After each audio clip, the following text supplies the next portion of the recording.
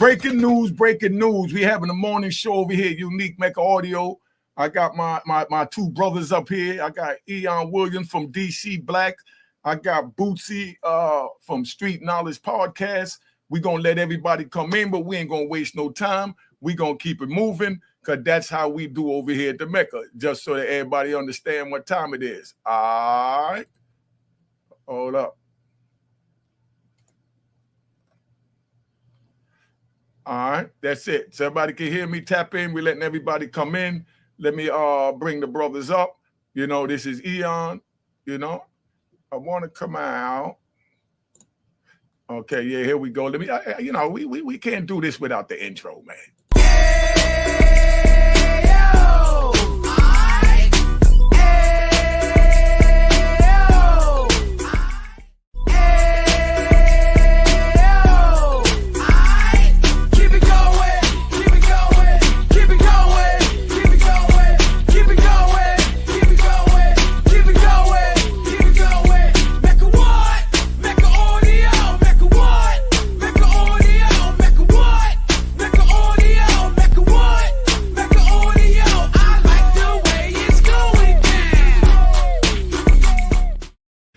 You know what it is, Unique Mecca Audio, man. Let me bring up my man Eon first if he turn around. You know what I mean? Here we go. Yes, Eon, tell him who you are and where you from and where to follow you at.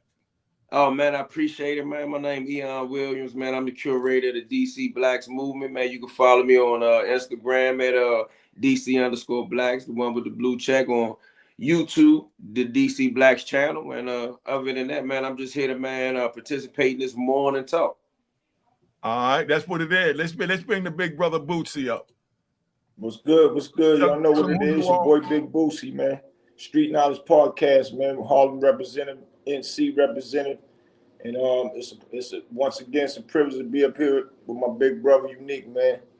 And we loving every minute. Good morning to everybody. Y'all can catch me on my IG at the real Big Bootsy. That's BOOTSIE. All right, so that's what it is. Now, check, Rob. We're going to have the morning show. We just waiting on Eon to turn around because he on his FaceTime and all that. You need to put the phone in front of you or whatever you're doing in front of you. Now I'm bringing you up. All right, so that's Big E. Yo, E, me and Eon was talking early this morning, right, Boots? And he's digging deep into the Big Meech, Tammy Cohen, I think her name is, situation. But all I got to say about that is all the evidence don't look good about Meech. He looked guilty as sin. Let's say that. You know what I mean? That, you know, he's a rat bastard. But over here, he don't get the rat bastard, you know, gunshots. Right now, he's still alive as one of us until we got solid proof. And it's no, Tammy could have did this. Meech didn't know. Show me where Meech knew this, that. We got to eliminate all that by getting a video, audio, or black and white. And that's what we waiting on before we do that. Meech did his thing. He's a legend. Right now, he's beefing with, you know, the god of the other TV shows. And he put him out there. My thing with that, right? Let me take y'all off. I'm going to set up a little thing right now. Look, my thing, the way I see this, right?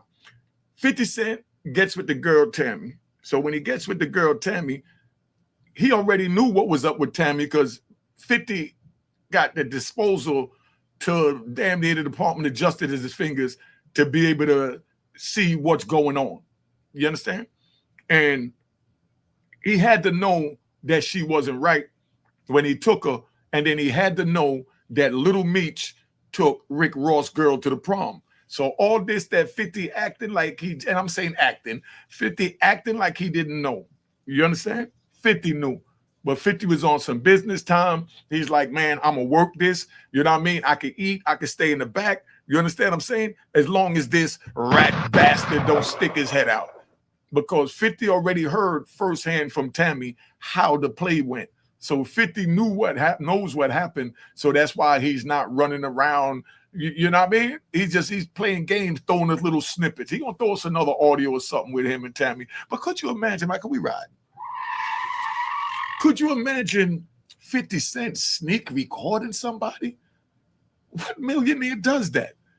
Now y'all heard the topic. What do y'all think about that? As far as the question of y'all that I want y'all to answer to the people is, what do you think about this whole saga coming from your opinion? All right, who going first? I mean, I jump out there first, man. First and foremost, I like how you said that, man. You know, we're not gonna put the rat jacket on it through a rack of the story that I was covering. A lot of people that was giving me pushback kept saying, "E, you calling a man a rat without the paperwork." You know, sometimes I think that they just want to be argumentative. Let me say what my position on it was.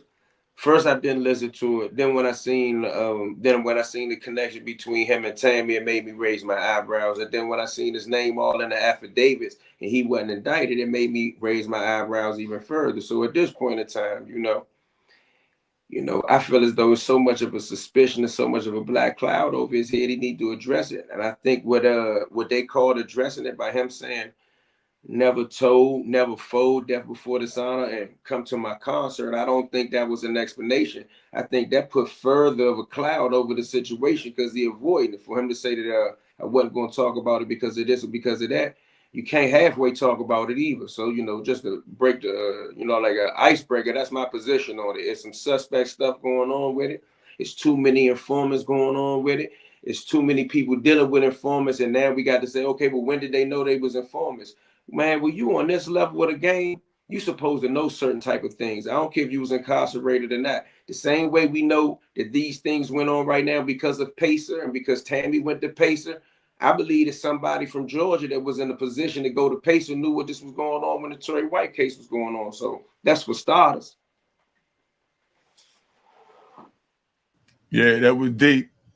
All right. Yeah. Go ahead, Boots.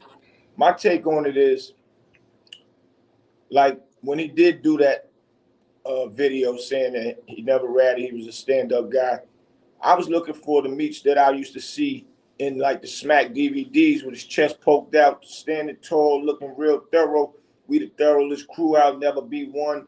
And I was looking at him to poke his chest out with who called me a rat? What? How? Where? You know, I was looking for that Meech. Now, also, I want to know, and I'm glad I'm on your platform today, because this is one of the biggest questions, because I needed a big platform to say this. How did they find out that she was sleeping with the head of the investigated team? How? Who? Where? How did the United States attorney find out about it so they could say we dismissed it? We dismissing the case against Cuffy. None of that came out yet. So until that come out, then we really know that it's real, because it's just thrown out there that it got dismissed because she was sleeping with the head lead of the investigation of Cuffy. So we don't have no proof that that's even real. So how we know it really got dismissed? All right, Bush, let me say this, right? I'm gonna get right to the point. You my homie and all that, but I keep it 100, keep the show moving on the point that it need to be on. All that when, how, where, why, that's like, let's ride. That's like you cheated on your girl, right? And then she asked you, why'd you do it? I'm not satisfying you. I'm not enough for you. And you answering these questions. No, baby, I love you, but I screwed up. That's the end of it. All this, why, when did you sleep with him? How did you meet him? Who cares? I screwed up. But she had to catch you from somewhere. A girl told on him. No, I got that. But listen, what difference does that make to you? I put you in a different scenario than the drugs and the meat and all that. You dealing with your girl, and your girl catch you cheating. I know you'll never do that. But let's say your girl catches you cheating and she confronts you and she say, oh, you cheated on me. And you admit it. You say, yeah, I cheated. Then she say, why? You know what I mean? I said, baby, I screwed up. That's all I say. I screwed up. What else is there to say? Anything else is going to be talking yourself into the doghouse. You understand? So least is better. We already know the facts. The facts is I screwed up. The facts is this girl is a rat bastard. So once you know that, case get dismissed. But that's irrelevant. I don't care about none of that. No disrespect. You do, but I'm saying, and you have a right to. But right now, what I'm dealing with, because I'm dealing with a straight gangster platform so we can use this time so the youth understand. I'm not trying to debate if Meech did do this or that. All I want to know is what happens when a man or woman is in this situation and you're a part of the street and you get caught up in a third-party corporation accusation is what we're dealing with. You understand? And you articulate yourself very well, Bootsy. So I'm gonna let me put this to Eon first. Eon, try and help me explain to him what I'm saying, because he's wondering, when did he meet this? When did you do it? It's like you're trying to defend them or you're trying to convict them. It's either way. But bottom line is, we're not making a judgment. All we're doing is reacting when we see this paperwork, my nigga. Right or wrong, Eon? Explain that to him, maybe. I mean, I agree with that, but I think it is a valid question of not necessarily when did he meet her, but when did he discover that she was an informant? Now we're somewhere. Is that what you were saying, Bootsy? Did I cut you off in or I misconstrued? What I'm thinking is, why Cuffy the one that said that, and Blue said that it got dismissed because Tammy was sleeping with the man. So the working with Big Meech didn't help the case because she slept with the guy. So why should we believe that the case, Cuffy saying that the case got dismissed because of that? He don't have no proof of that. And that's what I'm saying. I'm saying the same thing you saying, Unique. We can't call a man a rat without proof. And now, we don't got proof. I got that. We're on the same page, but let me say this towards what you're saying, right? This man got these accusations. This woman is down with him with whatever, and he gets caught up. You're saying that when did he? Oh, that there's no paperwork to that. That you haven't seen it. His what it is told. His now listen, you haven't read it. Sorry, let me just finish this statement. You haven't read the paperwork, but if something like that wasn't true, you know what I mean? I don't think they would have said that, only because that could be checked by the paperwork. You understand? At any point, because these people or whoever they calling the rat or Meech, whoever they trying to say ratted, why they dropped it because she was sleeping with the agent, whoever wanted to defend that, whether that was Coffee, whoever, they could go to Pacer, and that's in the file if it's there. So I understand what you're saying. But where I'm at is, I think this is frivolous for us to talk about when that happened. He's on the right track, and that's what I want you to get on and answer to the people, being that you haven't been to the feds, because we have our way that we deal with things, and you've been up north or wherever, so you know how y'all deal with it up there. So the thing is, when did Meech know she was a rat is one, and then two, what did he do after he found out she was a rat? If he continued to deal with her, then now he's what we call, right, Eon, harboring the rat. You understand what I'm saying? Yeah, that could be true. Mm. I want to, before I go into that, right? You was getting ready to say something, Boosie? Well, the answer to Unique, Blue Da Vinci just did an interview saying that Meech had called home, and the first time he talked to him in a while, he was asking him, yo, what's up with the movie? He said, yeah, the movie going good. 50 about to put it out. Y'all don't keep calling him and harassing him, man, because he's on point. Everything getting ready to flow smooth. He said, I wanted to say something to him. He said, well, how it happened? He said, Tammy put it together. He said, when he said that, he said he had to tell him. He said, because Meech said, well, he said, man, you ain't hear about old girl? She ain't right. He was like, oh, word? Well, that ain't got nothing to do with me. She put Who said that ain't got nothing to do with me? Meech said, well, it ain't got nothing to do with me. She putting the show together. So that means he must didn't know that she was a rat until Blue told him. Okay, cool. Give him that. Now, what did he do after he found out she was a rat? And what year was that approximately, if you know? It was How long did he keep this? When he first got locked up, and he ain't heard from him in a couple months, he said, and he was at his homeboy crib, and Meech called in. So it had to be around the time he first got locked up. So it wasn't like 2007, 2010, but that's what I'm saying. So if they knew this all the time, right?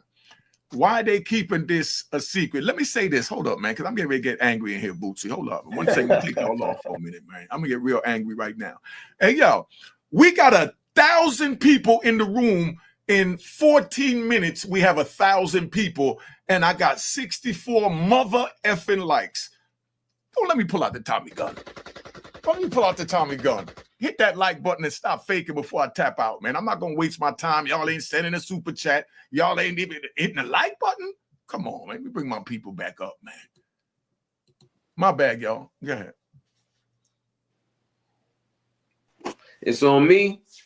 Yeah, don't get nervous now that I don't announce we got 1,000 people in 15 minutes. Was done, but before I go into what I wanted to say, I see this D35 comment up on here, and you know that's my sentiments all the way. And it says, if your man hook you up with a plug from jail, then tells you to holler at my homegirl, and then homegirl is the feds, it's not that difficult. I don't even want to break that down. That's from my perspective.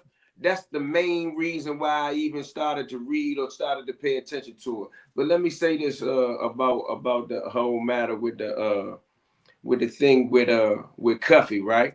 I think it's a misconception going around that Cuffy's case was dismissed. That's actually incorrect. Cuffy pleaded guilty to a 10-year sentence for the drug case that came from this. Now, people saying him and Suarez didn't get arrested. What we must remember is that the affidavit that was turned in to get the Title III wiretap on Cuffy's phone, which led to CS1 to CS2 to the other things that occurred from the beginning of that wiretap. So the case never stopped or never got dismissed. Him and Suarez just was not charged with anything, but the wiretap still led to the 10 years that Cuffy is serving right this minute. So I do want to kind of like get rid of that myth that the case was dismissed. No case was ever dismissed.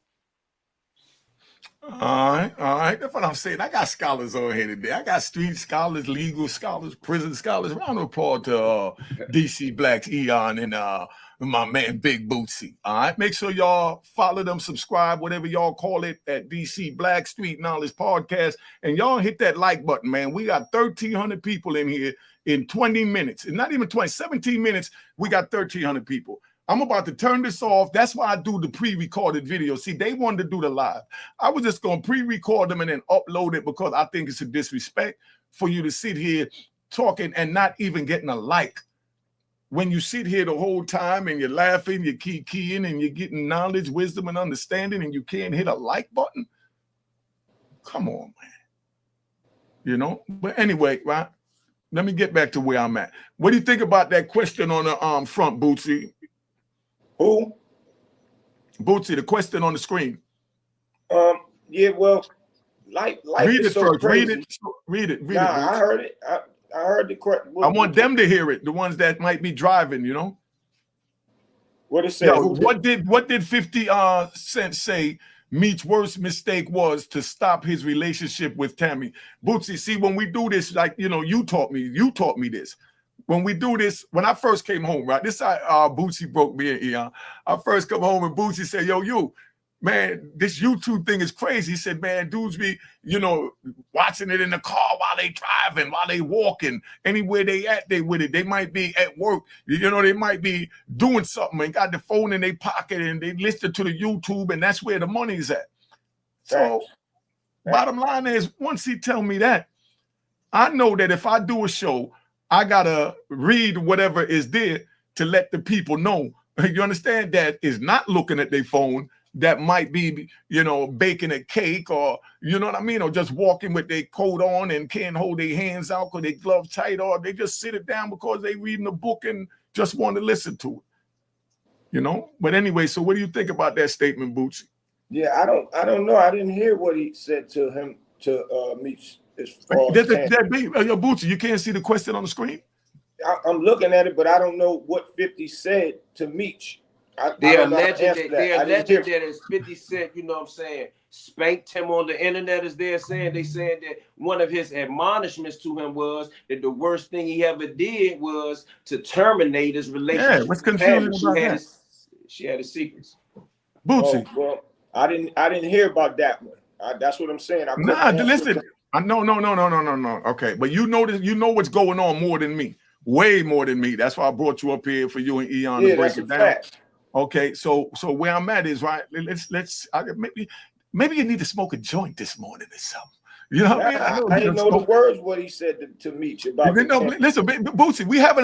Listen, this is a minute Lilliputious conversation, meaning very small conversation, because all I asked you is to read what is there and speak on that. I don't know what he said. No one know what he said. Bottom line, if we know, what did 50 say?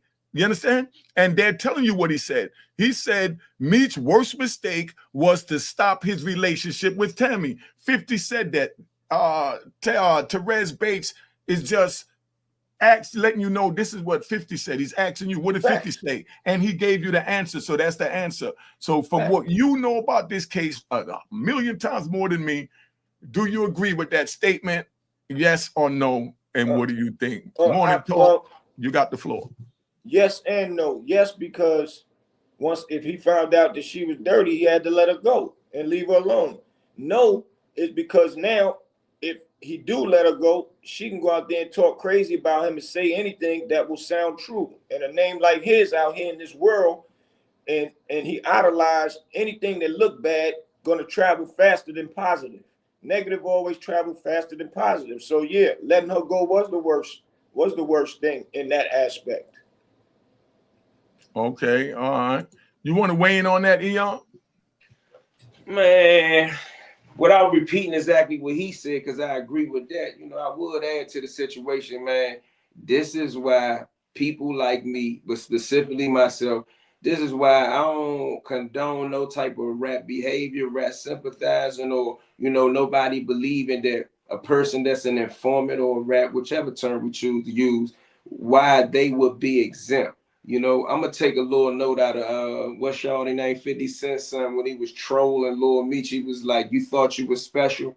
I'm gonna apply that same philosophy to Demetrius. What he thought he was special, if he knew that this person was an informant, he wasn't gonna get caught up with it. But that's conjecture. What we know at the end of the day, if we want to just talk about that question that was posed right here on your platform, if he had a connection with her, and he had to end that connection for whatever reason, because I heard other things. I heard things like, she wasn't good for his image and all these other things, which I don't know to be 100% true. But whatever it is, you can't get in bed with no super duper government informant and then think you're just going to walk away from the thing.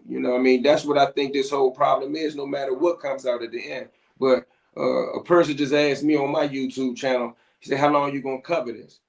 Technically, I'm gonna be interested until Tammy and 50 Cent drop whatever they got, because he got a little wiggle room if she don't got no recordings. But if you go back to Terry White's case, which Tammy Collins is alleged to be 90 to 95% responsible for that conviction based on Jack Harvey's testimony, right?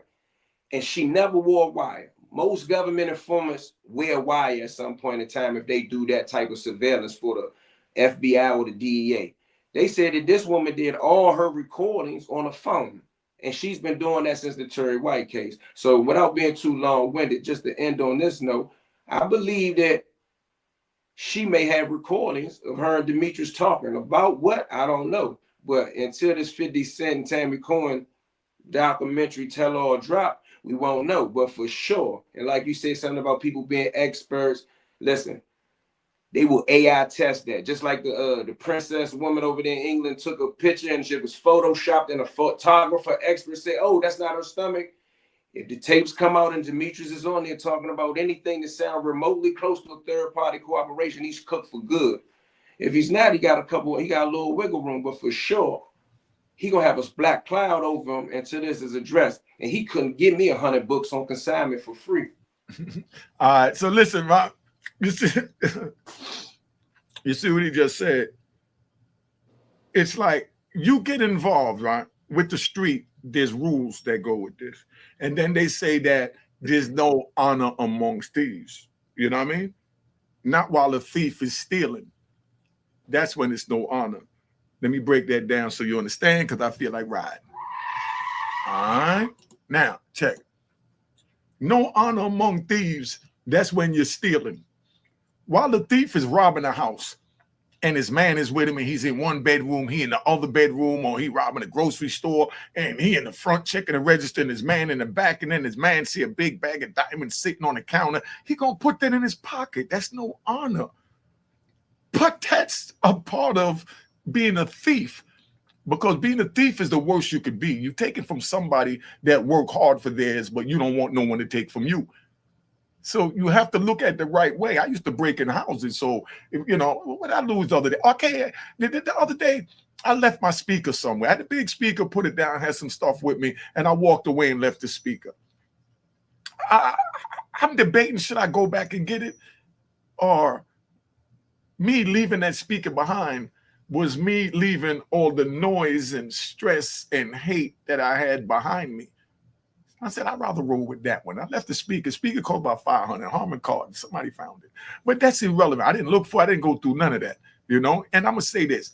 We got 2,200 people in his here. Let me bring my peoples up, man. We got 2,200 people in here, family. In 25 minutes, we got over 2,000. I don't understand why my likes is only, unless they texted me wrong or something, why my likes is 273 out of 2,000. Come on, man. Pick that up, man. I know the content fire. Look at the brothers giving you all them jewels. But when you get involved with a rat bastard or you get involved with the government, you understand? They always going to cross you. See, no honor amongst thieves is why they're stealing, because they're doing this to up each other, is why they're robbing to take from the poor to bring themselves up. So they don't care nothing about none of that. So that's the no honor amongst thieves. But when you on the street and you selling drugs and you doing something that you depend on a man to watch your back to save your life, we talking about a life or death instant situation. When you put your trust in somebody like that, you know that he got to be honorable like you. If you don't think he honorable like you, don't put your trust in him, because if you put your trust in him and then things turn sour, you can't get mad at him. Am I right or wrong? Speak on that, gentlemen.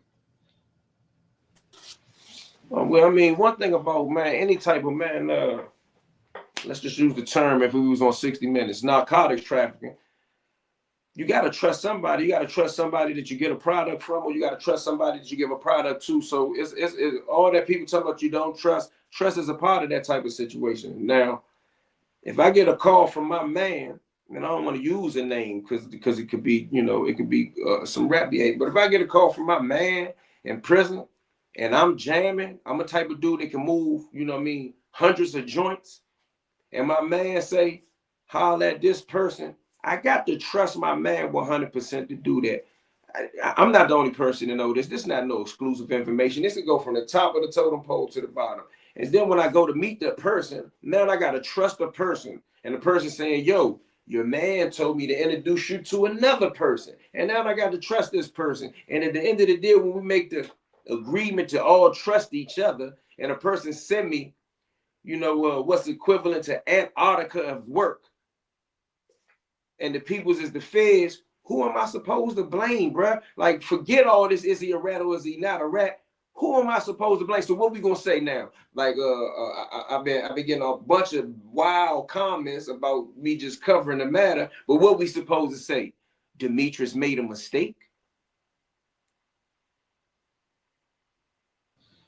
A mistake that would cost you your life in the street.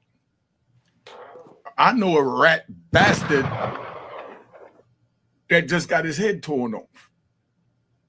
You know what I mean? Just came home, been telling in and out, and it finally caught up with him. You know? Did I shed a tear? No. Did I give a crap? No. You know? And that's because he violated the very morals and principles that I stand on. So right there, he don't get a warrior's burial. You just get left in the side of the road and let the other rats eat you up, and that's that. But it's like, I can't understand how somebody could go out and do something with someone and then tell on them. That's like you in the woods walking and your friend sprained his ankle and you say, man, I'm out of here. And you don't help him walk out that woods. You know what I mean? So now the feds pick you up. Oh, where my man at? My bag boots. Yeah, my bag boots. I done fell asleep, little things kicking in and all that. I tell you, morning, I'm just chilling right now. I had my little drink. I early morning drink this early in the morning. Is that crazy or what? But you know what? I used to say, Eon, let's take Bootsy on a ride together, right? Yeah. we in the penitentiary, we in Lee County, you know, and we outside, and you like, yo, I know you went on a visit, your man went on a visit, I know you got something to smoke, let me get some money, I'm trying to whoa, and we do what we got to do, you know, and I'm like, all right, Carl, come check me after lunch, you know, right, check me during lunch because the move is longer. So I go up in the cell and I'm chilling, I'm up there smoking and I'm drinking my little white lightning and I'm chilling, and then Eon walks in the room, you know what I mean? But, you know, when you bonding like that, you understand what I'm saying? And then you tell on a man, you understand? It gives me the chills and shivers to even say that. It hurts. You understand? I'm just saying because I love you, brothers. You understand? And Bootsy, you already know when I went down, you could have went with me. Facts. You understand what I'm saying? You know you could have went with me. Facts. But you knew that that's not even a thought when it comes to me. I was sleeping good in my cell. You understand what I'm saying? And then you came out, lived your life, took it to this level. I come home, you say, okay, big bro, I got you. This is what they doing. I'm gonna school you. And that's what a soldier do. That was my soldier that I raised him, and now he's a general, along with other people raised him too, not saying me alone. But, you know, now he's a general. So as a general, you understand what I'm saying? His general come back wounded from war. When I say wounded, I mean dead broke. Because the feds take everything and strip you. And that's why I could never cooperate, because you already took everything from me. Now you want to take my honor? That's the only thing I have control of, is my honor.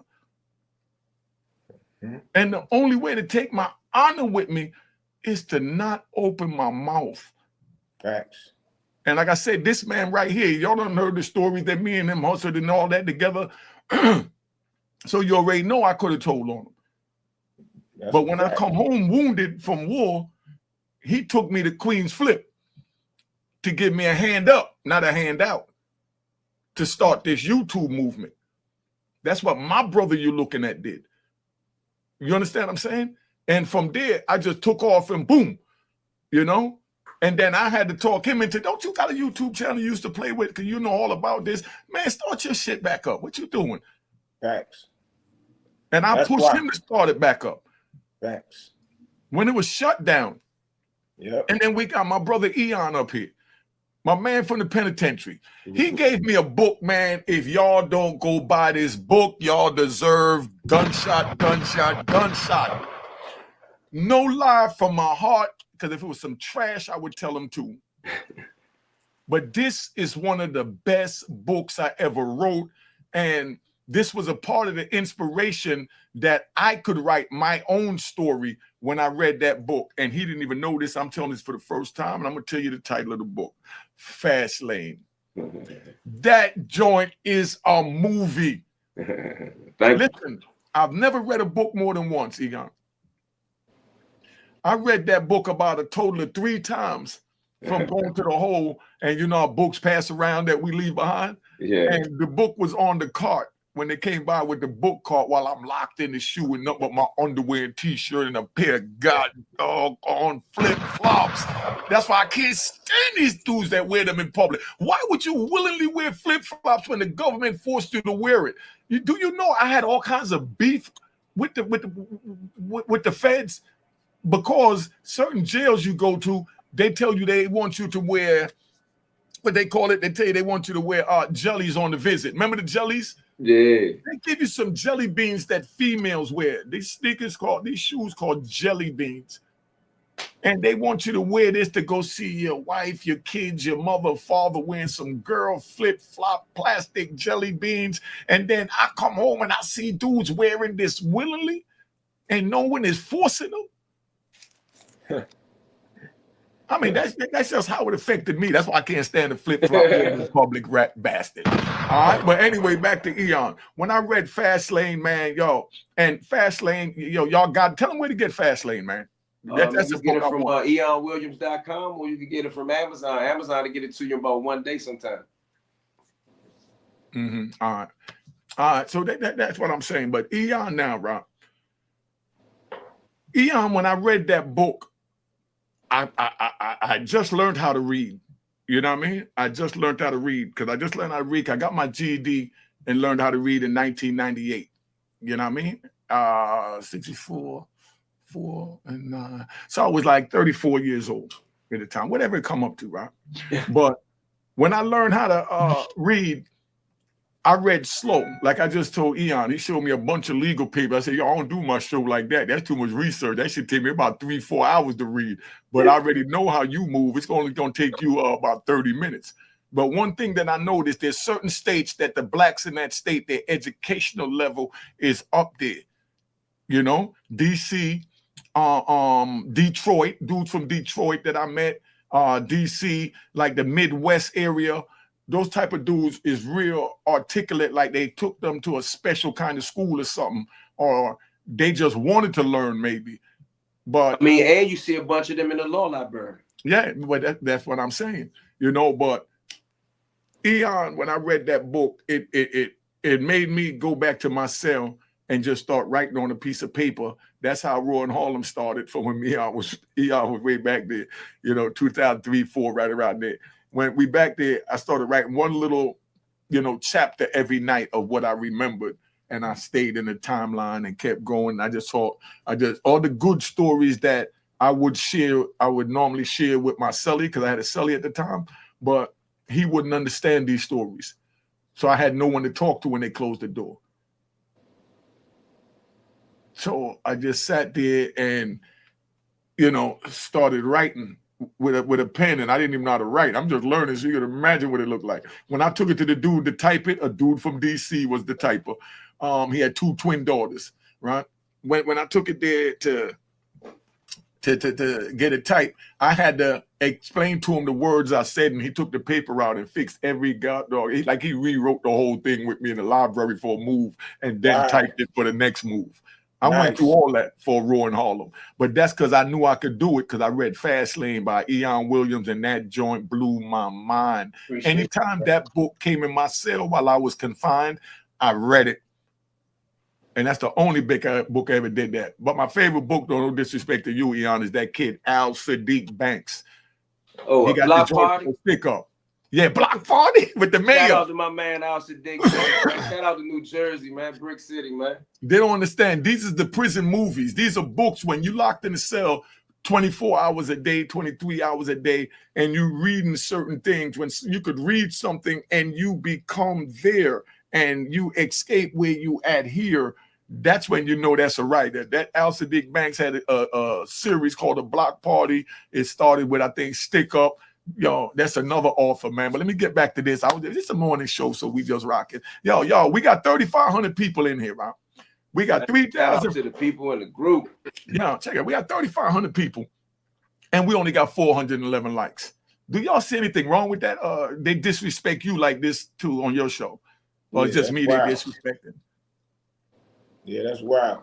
Hit that like button, man. All right, now let's move on. So now we over there. So what do y'all think about, because we riding, what do y'all think about Lil Meech and the situation he's in? Like, you know, he had everything going for himself, and then his father come home, he happy, and then his father crash and bump his head. Well, I look at it like he was young, man, and everybody's saying he didn't have no money for his pops when he came home. These young boys, you know how it go when you're young and have a lot of money. You have a whole bunch of money at a young age. And you know, we run through money with like it's lightning. So I can't blame him for, the way he spent his money. And, he probably didn't have that right person in his ear about how to spend his money.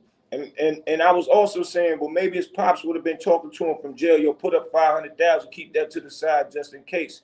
But maybe that didn't happen. Maybe you know how these young dudes are, these young kids. Our kids don't want to listen to us until something happened, all of the above.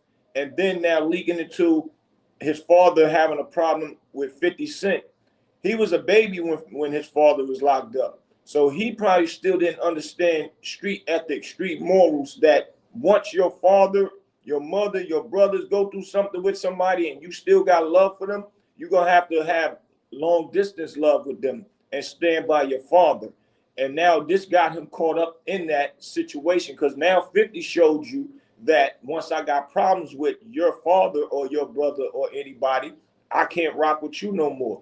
But nobody taught young Meech that. 50 learned that growing up because he grew up around Black Justin, you know, a bunch of other guys that know those morals and ethics. So I'm sorry. I feel bad for him that he didn't learn it, but we can't hold him at fault because he didn't learn that street ethic and street moral. But loyalty should have been learned regardless if you're from the streets or not. But sometimes these kids they're growing up now, they green with learning and knowing stuff. So that's my take on that. All right. Yeah, so that's where we at. But now let me speak on that, right? Oh, you got something to say about that? This morning show, we just talking. Where you at, Eon? I agree with Boosie, man. I mean, he said it exactly the way I was thinking, even in his own way. You know, just to add on to it a little bit, like when he was talking about Lil Meech not knowing his position, like you supposed to know your position, and you never supposed to reveal nothing like that. Because pen this here. Now, I don't know how recent that video is with him and Rick Ross talking, but Rick Ross will never look at him like he cool. You did? So he didn't also, not only is he kind of out of luck with 50, but even with Ross, I don't think it's gonna ever be no situation where he gonna look at him like, you know, I like you, Shawty. I think that's gonna be a problem. But as Boosie pointed out, you know, Shawty supposed to have been, I'm not gonna say supposed to, it is what it is. But if he would have been educated in some things like Boosie mentioned, 50 grew up around certain things and he could have learned certain things in the streets. Shawty just don't have that in the he don't have that in the arsenal.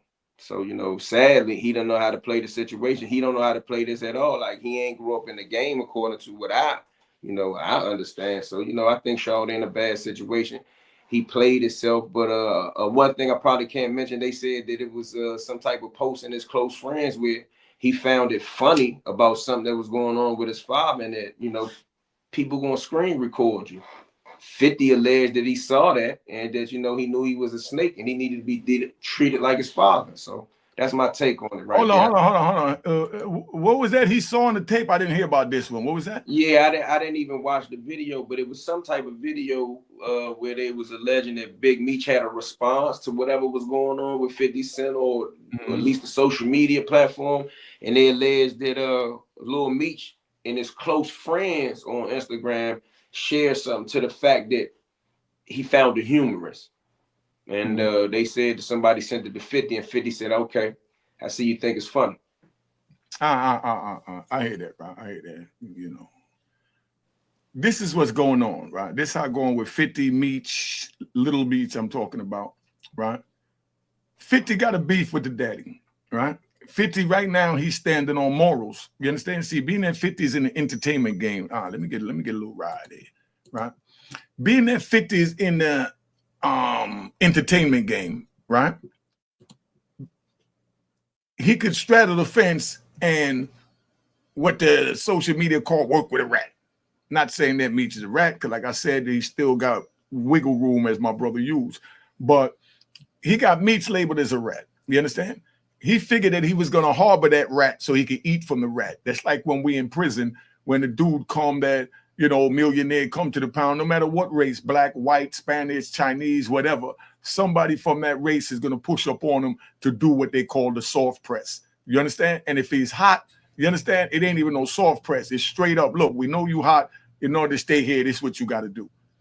You know what I mean? And now he either pay it or he gets stabbed up and go, or they might be nice enough to let him allow him to go. You know, but either way, how it go, when you dealing, you know, 50, like I said, he cuffed him, right? So he eating off Meech. He's like, yo, you's a good boy. You's a good rat. Yeah, it's a good rat. You know what I mean? Just chill out. I got this. Meech come home now, and Meech looking around with everybody around what he had. Meech is looking like everybody around me got what I had, and I'm wearing a jumpsuit. You saw those pictures that had a Meech up there? They couldn't even put him in a casual outfit, a decent short outfit. And I'm not dissing them. I'm just keeping what it is. What they did was from the door, I seen it coming. They was humiliating Meech. They took him to go back. They wouldn't brought the man teeth on TV. That's something that you do and you take the video, but you don't put it out into the world before man get right. You show what he did to get right when he's back to being a millionaire and Meech running the Fortune 500 company, but legal now instead of a drug empire. That's where I'm at. So 50 knew exactly what was going on. So he rocking him to sleep. Him and Tammy already talked, and I know he asked Tammy straight up from she came to him. Yo, I ran your name and I already seen it that, you know, you got government informant written on you, you know. Are you a rat bastard? You know, gunshot. You know, this what she asked him. Are you a rat bastard? And he said, and she said, but, you know, and now she comes clean. And 50 said, that's between me and us. This is about Meech. None of this is on Meech. You know what I mean? So we good. So then Tammy says to 50, you know what I mean? Allegedly. Tammy says to 50, yo, check it out, bro. I got to tell you this, though. This between me and you, because we're going into business together and we partners, you know? I told on a couple of people and I credited over to Meech. And 50 said, hold up. You lock dudes up for Meech? And she said, no. I lock Meech friends up for Meech. What? This 50. I lock Meech homeboy, Coffee, whatever white, whatever the name. I don't follow this crap because this is stupid to me. But I'm just having fun because I can make money off it and help my brother's numbers blow up because they helped and got me for my numbers to blow up. So this is for y'all because this is something I'm giving to my brothers. Right now we got 4,500 people in here. And I need all y'all to go to my brother's pages and subscribe. But as I'm saying is, Tammy and 50 already talked and they knew what time it was that Tammy either did tell and do it this way, that way. That's why 50 is moving the way he's moving, meaning he's throwing it out there. And could you imagine 50 Cent sneak recording somebody? I mean, y'all put in the comments. I don't know if he did or he didn't, but I don't know if she was aware of it. If she was aware of it, then it might have been, just a role rehearsal. And they were just saying it the way they want to say it. But could you imagine them doing that, though? Let me bring them up here, man. In the art of war, everything goes. Mm-hmm. Everything goes. And then you're going to use that ammunition to fire back and to make sure that you're not looking crazy with what you're saying. So now he's going to use that to back up what, and let's get it clear. 50 still ain't say out of his mouth that Meech is a rat either. He just put out memes on Instagram and all that stuff, and people just took it and ran with it. Mm-hmm. So that's what he utilized that for, art of war. If he has the access to do it like nobody else has, he went and utilized it. So now, like you said, allegedly, if she did and he did record her, that's probably what's going to come out on the documentary that everybody's waiting for. I had a thought. I waved my finger, Christian, because it was something you said. I mean, this whole thing is just, it's like comical to me because it's so much content in this stuff. You know what I mean? For a person to say they broke in 2025 when you got, black people eating each other back out and you could report on it and don't have to be negative about it, still keep your moral compass, and get paid. I'm going to give you a round of applause. You know what I mean? I'm going to give him a round of applause. Bootsy done brought me in. I come home, Eon already had a channel, and he was playing with it or whatever. I talked to Eon, I gave him the same pep talk I gave Bootsy. Let's get this up. We going to do this. Right or wrong? Right. And, I pushed him. You know what I mean? He said, but I ain't even monetized. I can't even get in my page. This man started from so much of a scratch that he couldn't even get in his previous page and had to start a brand new page. And he stuck with it. That's the key, sticking with it. Nothing happens overnight. Consistency sells. And I want to thumbs up Eon too, because the last time we did one of these on your channel, after we got off, he was trying to get into it. And we was giving him a few pointers and all exactly. That. And he stuck with it, right? And now I've been seeing him on different platforms, and he's highly respected out here as a person that knows that paperwork, and people, when they hear it come from his mouth, they respect it even more. So I watched him come from scratch too and reach to where, every time I see him up there, I be bragging. That's my man right there. I met him through my brother Unique. We met him at a party, at Anton White party. Show me mad love. That brother came from scratch, and look at him now. So you saying everything right, you nigga. I'm proud of him too. Appreciate y'all, man. Bro. But I'm saying that's why I gave the statement, because I feel like riding. That's why I gave the statement where I said, right now, listen to this. And Eon, I want you to break this down and then Bootsy, but this for both of y'all, but for you first, because Bootsy already heard this. So I don't want him to say what he think. I want to hear how you respond to this. Now, Bootsy is my little homie from back in the day. Now I come home, he's calling me little homie, and I'm calling him big homie. And he said, yo, big homie, I don't feel comfortable you calling me big homie. You know what I mean? And I said, what are you talking about? He said, nah, you know, you're the big homie. I said, nah, brother, I've been gone for 3 decades. You had 3 decades of young men that you raised, that you became a big homie. So you're now my equal in the homie standards because you're their big homie. They don't even know me. My big homies is your age and older. You understand? So that's how we bridge the gap. And I say this, and this the question to you, meaning because he was my soldier. You understand what I'm saying? And now I'm home and he's making general moves. And I come home, whether I got it or don't got it, is he still just my soldier or is he the general making the moves? I look at like he's the general. So that's why I call him big homie when I talk to him. With all my youngins to let them know that I'm giving them the utmost respect, the same respect that they're trying to give me, but I don't need any titles. You know, I'm just your brother. Yeah. You understand? Yes, sir. So I mean, I feel like a lot of times, you know, we use this term homie and big homie, you know, interchangeably a lot of times, but you use the key word that I was already getting from what you were saying, that is a respect thing. You know, I like to use a basketball analogy, you know. I think Michael Jordan had a lot of respect for Kobe, but eventually Kobe became the dog. So, you know, I think that's how that go. At this age, I got a lot of guys that I looked up to, you know, when I was a kid. I would even say, you know, they big homies. They are still big homies in aspects of, you know, where they are at in their social circles, you know what I mean? But as you said, we all grow and we all get to a point in time, especially if we responsible, man, that we should be able to have not necessarily that title, but do with everything that come with that title. So, you know, I salute you and Boosie on that tip right there, you know, and I salute all the dudes that's supposed to be big homies that's doing what come with that. Mm-hmm. You know? So tell them about our story with that situation from your point of view so I could hear it, Bootsy. How you know, when I came home and I was calling you big homie and how that made you feel and how we dealt with it. I can't hear you.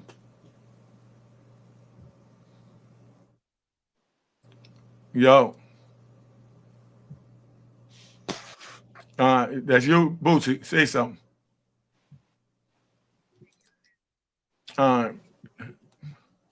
We're gonna get it. We're gonna keep it moving until they get it right. E. Yeah. Now, you know, that's where I'm at with that, right? But this Young Thug thing and Young Thug not taking it all the way to trial and pleading guilty, right? Mm-hmm. And then people tried to jump out there and say that, oh, he talked about Gunna pleading guilty and he pled guilty. I heard Gunna's guilty plea and I heard Thug's guilty plea. Good point. Gunna's guilty plea said that YSL is a gang.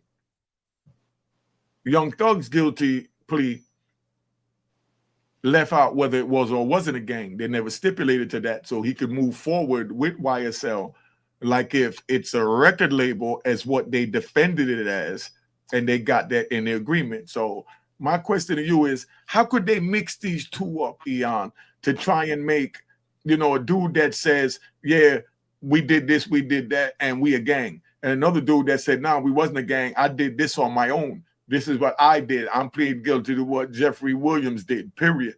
And another dude said, you know, I'm pleading guilty to what I did. And I'm also saying for the record that they a gang and a violent gang and that they need to be taken off the street. Because that's the question the lady asked them. And now they're trying to compare that type of plea to this plea.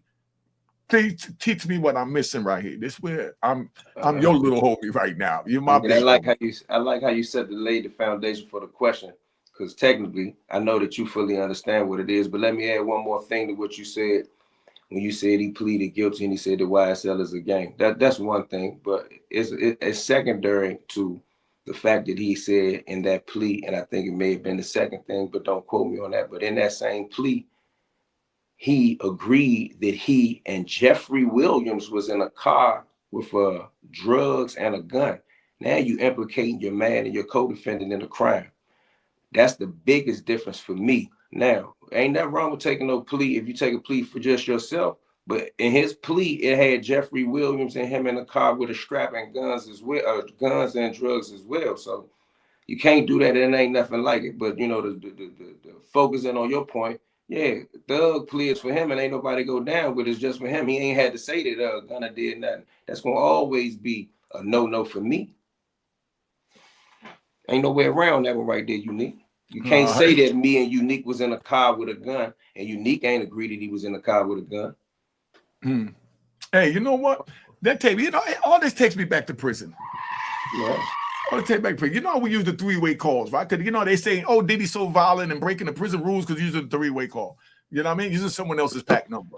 I had so many of them charges make your head spin. They try to take my time. They try to, they try to take my phone from me for 12 years, man. 12 years just for calling my kids to tell them I love them. I'm thinking about you. They heard every call. I never called nobody but my woman and my kids, and my mother. That's it.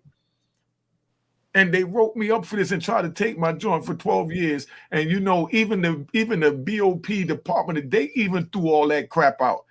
Say you're supposed to be keeping family ties. I didn't hear nothing encrypting on this. But those are the rules, But I appealed it up and let them know that, Ian, look how they did me, right? How dirty they is, right? I use a dude. If I got like 3 dudes, I'm paying them for their pack number, And you only get 300 minutes a month. The pack number is what let the calls go over, go out to the person. And you can only put your numbers on your pack number, and you only get 30 numbers to put. So I'm using the phone, right? And I call at 7 o'clock in the morning just to tell my girl, good morning, baby, and I love you. I'm about to go eat breakfast, And I go eat breakfast.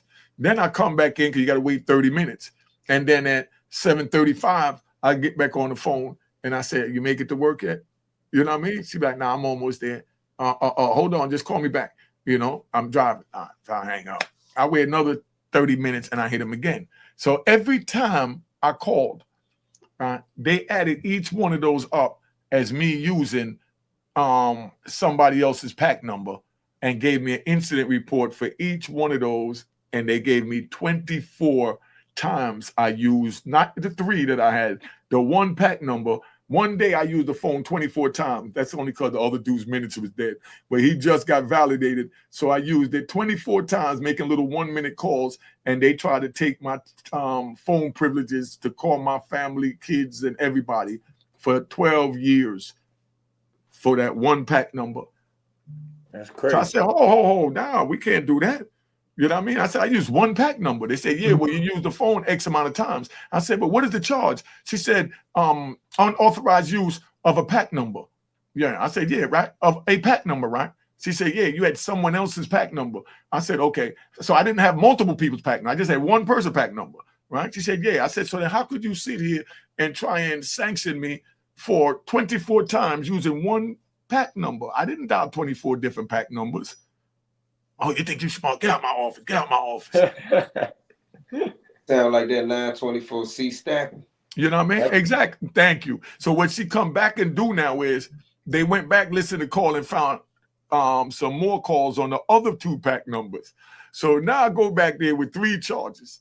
And now the new ones, she make them maybe, 10 times with this one, 5 times with this one when they put them together. And I'm in front of DHO. I'm explaining myself. This broadcasts me goddamn guilty.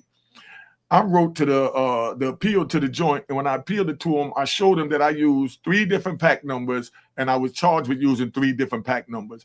There's nowhere in the BOP policy that it says, that it's unauthorized to talk on the phone, other than you violate, and then they take your phone privilege.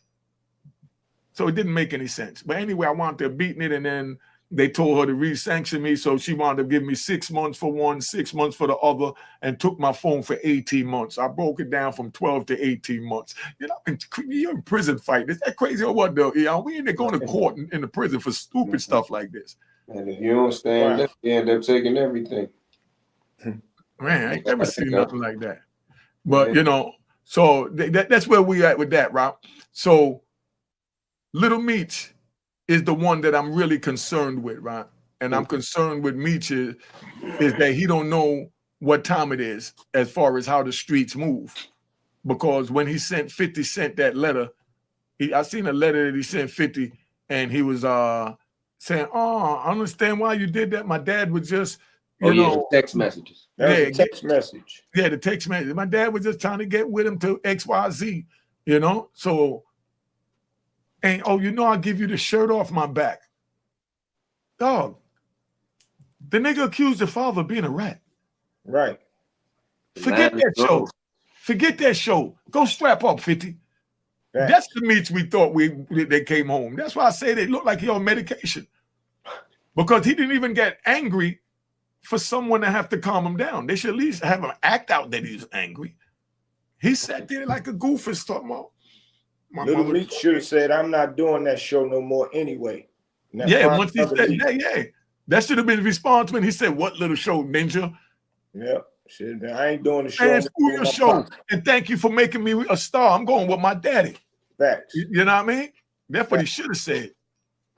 And can I get back to the big homie real quick to keep that momentum going? Because it's very important. It's the morning show, man. Ride out. Yeah, I'm ready to ride. When it comes to the big homie, right? Like I told people, when my bro come home from jail, it ain't about me. Even though I can say and poke my chest out, yeah, I'm doing this. You was the old you, and I'm doing this now. You're gonna roll up under me. No, it's a respect factor. When you was home, you made sure I was all right, at no cost, no problem, no nothing.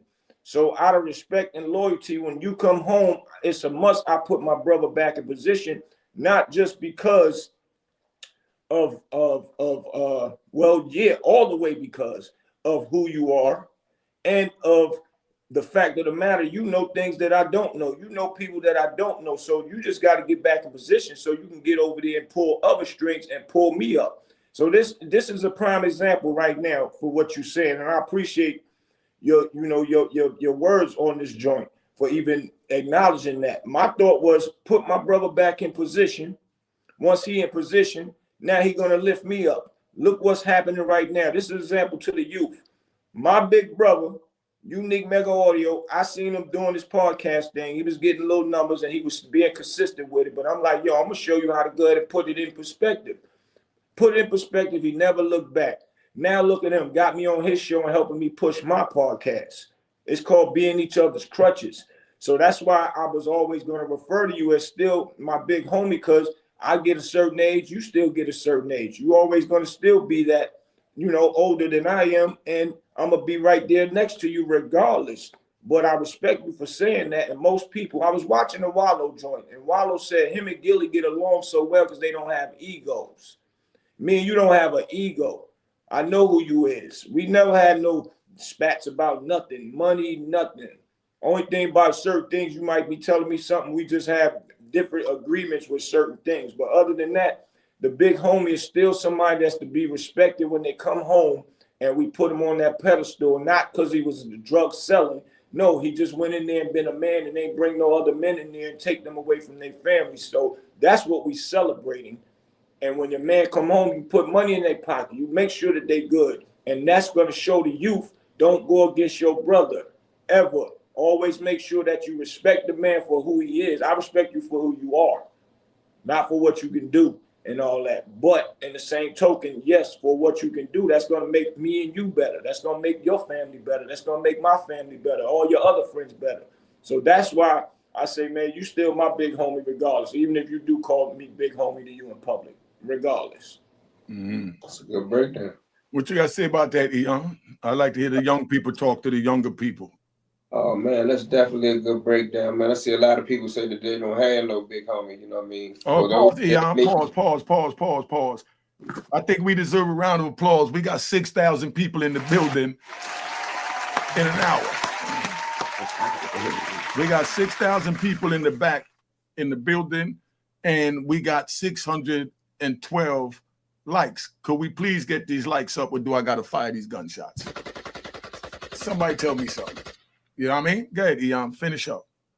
Yeah, no, I'm just saying I met a lot of young guys, man, recently in the last few years. They be saying they don't have no big homie. I feel for those that's true, that's kind of like unfortunate, man, because in a lot of these things that you learn as you grow into a man, if you come from these urban areas, you don't really learn it in the house. You learn it outside the house. You might learn the basis of those things in the house if you're fortunate enough to have parents that's gonna be there. But a lot of times, man, when you walk these streets or you end up in these prisons, sometimes that big brother or that person that been through some of those things before you, what I mean, that's something to have. So, I see Boosie put an age on it, but like you both said, what I mean, the age factor of it is a small thing. It's more so about, the guidance that a person can give, the wisdom come from that person. Like I forgot which one of y'all said it earlier, but somebody said something about it. Someone was younger than them and they was a big homie. This is a term, this is just a term we use, whether you from, you Atlanta, you Houston, you in Sacramento, anywhere you at. It's just a term for people that understand what we looking for and what we're talking about. But, at this age, I still got dudes that,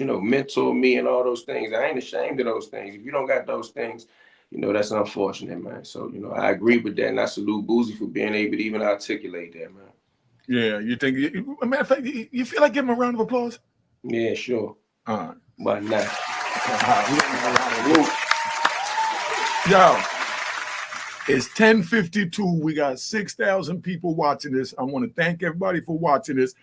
Tell them what podcast y'all at, where to find you, follow you. We ain't ending the show. I just want to early enough, which is hours late, but the show fire, so they're gonna watch it. Tell them who you are, where you from, like if the beginning of the show. Go ahead, Boosie. All right. Well, I'm from Harlem, New York, by ways of North Carolina.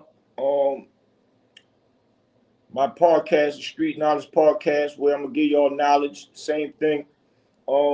You come up there, I want to talk to the youth and tell them why not to sell drugs and not saying people is a rat so you can help them be able to sell drugs. No, we speaking about rats so you don't go to jail, so you don't have to rat.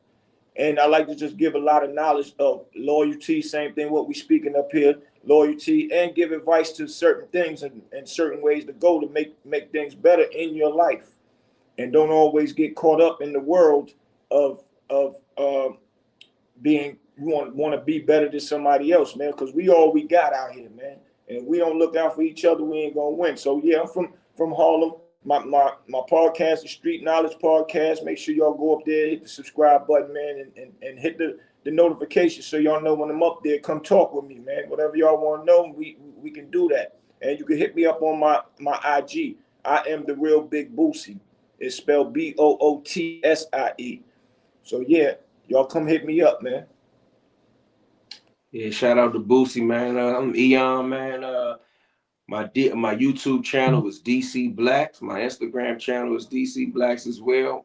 My story in short is that I wrote a few books while I was in prison. I went to prison at 16. I came home at 33. I was taught, like a lot of people like to say they taught themselves, but I was taught how to go through them law books by some old timers. And, you can check out any of my books on Amazon.com. And big shout out to Boosie and Unique. And I mean, if you're interested in any of the type of content that you hear us discussing, you definitely can come to the DC Blacks channel and check out my own DC unique perspective of it. And other than that, man, I just want to salute out to everybody in the chat, man. And everybody's out here trying to make a way for themselves. Other than that, it's a perfect day to go get some money. All right. So that's what it is. Boosie, y'all. Eon, read the comment. Hold on. Somebody called. Oh, yeah, y'all can call in, man. My bad. Oh, nah, this is my man. Yeah, this vibe overseas. Hold up. Yo, what up? Blessed Maker, y'all. Everything good? Yes, man. I do a live show now, so y'all be here. Oh, y'all do a live? All right. Yes. When you finish, you can give me a knock. We'll come have a business proposition I put here. Yeah. Okay. As long as it's legal money, we good. No. We ain't the plum push thing. All right. No Hey, plum push thing. tell the people where you calling from. Shout out to Mecca. Great. Yankee Bless original from UK. And you don't know we do it already. We say big up Mr. Adisha Palmer, Mr. Bailey, Sapo, a wine merchant. He's an individual who we introduced to the maker himself. And we take it from this. And bless up your daughter, my lad, because you don't know we do it already. We say no distraction. Yes, sir. Yes, sir. All right. So, Yankee Bless out. More knockings. All right. One. Yeah, that's my man Yankee Bless from over in the UK. I got people all the way in the UK calling me with business propositions, and I was sitting in a 2x4 cell drinking White Lightning, smoking weed, waiting on Eon to come pick up some stamps to get his hustle on. You know what I mean? Like, how better can you get it than this? Somebody tell me, how better can you get it than this? Now, I'm here with Eon and Bootsy, man, and I'm a free man. You know, what y'all think about the comment on the front? Cuff was connected to Suarez through Tammy by Meech. Explain that. Eon, you got that. I think, man, the people that support Meech or the people who don't support Meech got to agree on that fact. I mean, all parties agree on that. Defense, prosecution, and the government. That's what my point was way back in the beginning when the guy, D35, I believe was his handle. Man, that's the issue for me, bro. Like, I don't care if it's never seen that he said do this or do that, unless he can explain that away, bro. Like something ain't right about it. And I don't got to beat a dead horse. How would you feel if your man connected to you somebody and they was an informant? Like we keep using rat. You know what I mean? Rat could be used, but this was way bigger than rat. This was a paid informant. This person that made hundreds of thousands of dollars setting people up. That's a serious situation. That's something that got to be addressed before you can even hang it. Like whatever plaques you had on the wall for Demetrius, them Jones got to come down. Them Jones is like it's an asterisk. It's almost like he won a race, man, on steroids. You can't do that.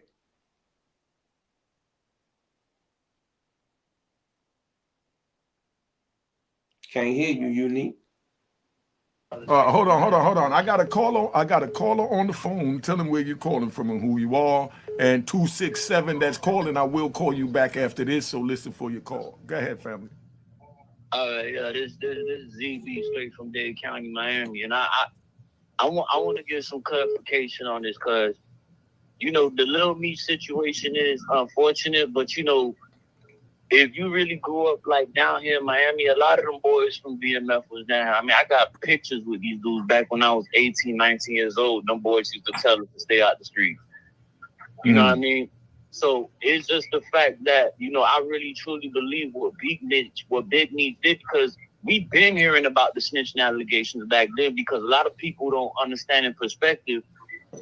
Lil Vinci was trying to be in the BMF series, but something got blocked with him, and that's what really set him off. And I was literally in the studio with him as a kid, and he was talking about this. So, I mean, I just feel for Lil Meech, you know what I mean? Because back in the days, I mean, he went out with Raw's daughter. If anybody from Miami, they know about Miramar High School. Raw's daughter used to go to Miramar. They went to prom together. They got whole pictures together that we know down here in Dade County. But if that's the case, that's even more reason for this dude not to go over there and cross the line because he forgave the son because the son is different in that situation. I believe he did that without his son knowing. And I believe you got to understand Meech was, you know, Meech used to do pills. You know, Meech really from Broward. Because if you know Kodak, you know, the dudes who signed the Sniper Gang, they really grew up with Meech, like in, you know, I think he like from Liberia or one of them hoods. Like, he from Detroit. What Meech you talking about? I'm talking about Lil Meech. Lil Meech. I'm talking about Lil Meech. Oh, okay. Yeah, Lil Meech. Lil Meech really. You hear me? Yeah, I hear you. Yeah, Lil Meech grew up in Broward. Like, he was born in Broward and everything. So we were seeing and we was hearing how Lil Meech's mom used to have to go to work and she was struggling and everything. You know, it wasn't a situation where like dudes from BMF couldn't help them. The boys was going through their own situation. You know what I mean? And I'm around the boys doing that. And I was a kid, again, like I'm saying, just to keep it on a positive note, they was telling us those, and we those down here. You know what I mean?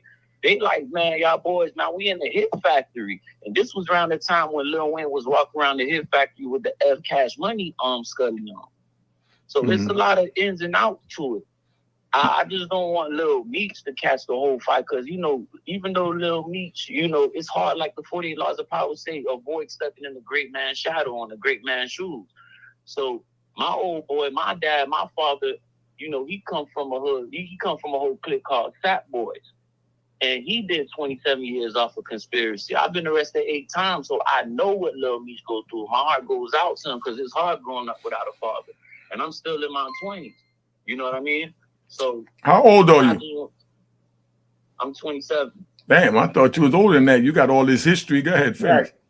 Right. Yeah. So, you know, I mean, yeah, you know, so it's like when all that was going on, your generation, to be honest with you, y'all 3 generation is the generation that really left our generation because so many people got locked up through the indictments. You know what I mean? So we really out here, our mamas dealing with all these different dudes, you know what I mean? And they really dealing with our mom because they heard who our daddy was. You know what I mean? So we forced to rebel. Look, we refuse. Our mom's trying to force us to call these different boyfriends daddy, and we not going for it.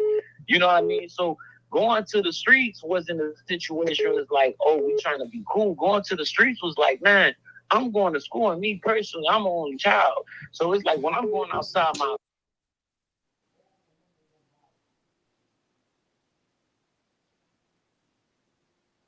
God, my dad never had a high school diploma because he was a straight immigrant. So when I was able to graduate from an alternative school, I'm seeing Lil Meech and them, and there's some other few dudes, you know, I don't want to mention them, like, you know, Convertible Burt them got a son. You know, Vonda, I don't know if you know Vonda from Overtown. Yeah, Vonda from Overtown. Yeah, she got kids, you know. It's a lot of dudes that, again, like in your generation that really did it back in the days, and all we used to do was hear stories. And it was just like, man, we got to live up to this expectation. And it was just like, it leaves you in the confusion because you want to do good because the streets ain't nothing, to be honest with you. I hate the streets. You know what I mean? Like, I swear to God, like, I wish I was never a part of it because your friends try to backdoor you with the girls. They don't know why the girls like you. You know what I mean? Like, the big homies, I know y'all was talking about big homies, man. The big homies, man, they coming to your high school, they come to your colleges, they trying to talk to the girls around your age, you know? And why they trying to do that? They trying to belittle you in front of them. They trying to say, oh, I remember you when you was this and that. In front of the women, they trying to embarrass you. So what you gonna do? You know what I mean? You in a do or die situation. Like, you gonna be a man? Or you gonna be, you feel me? You just gonna be a carpet and let people walk all over you, and they know who your daddy is, they know who your peoples is.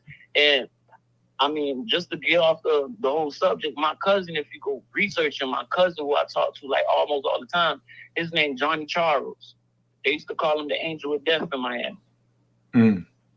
And he's from the Terrorist Boys, and it's a whole nother backstory behind that. But man, you know, man, I feel for Lil Meech. You know, I'm not blaming 50 because I met 50 back when I was 21 years old, and he was one of the nicest.